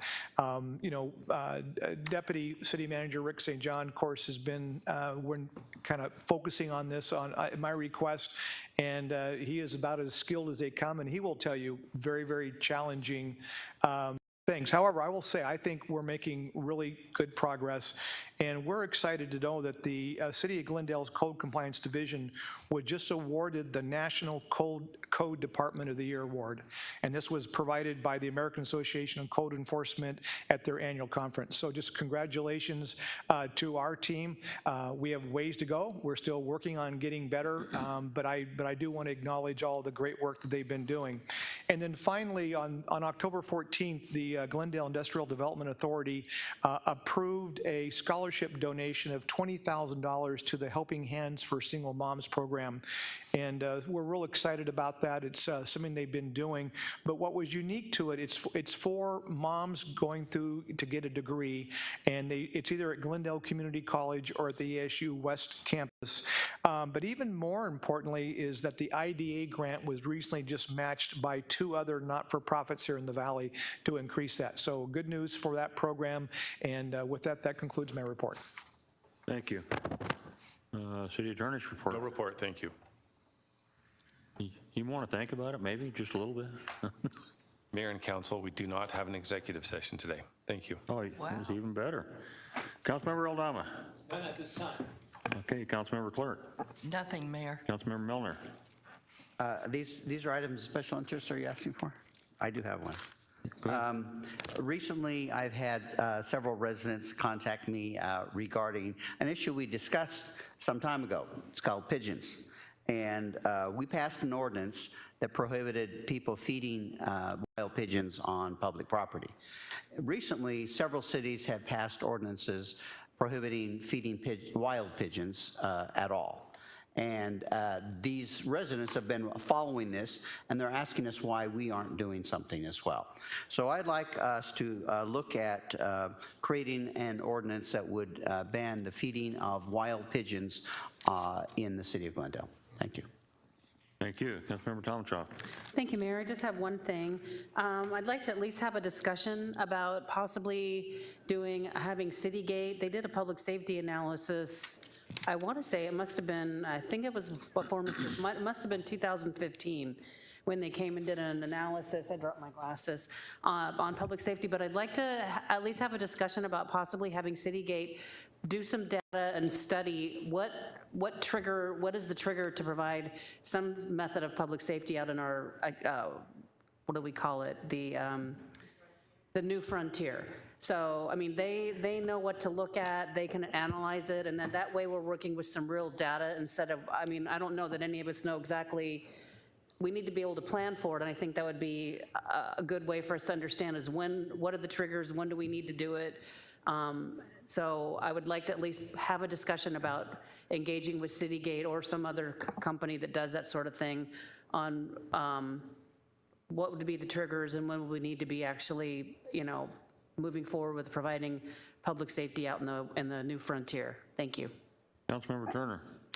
Thank you, Mayor. I would certainly concur with Councilmember Tomachoff on her item regarding a Citygate study of the public safety needs out in the western area.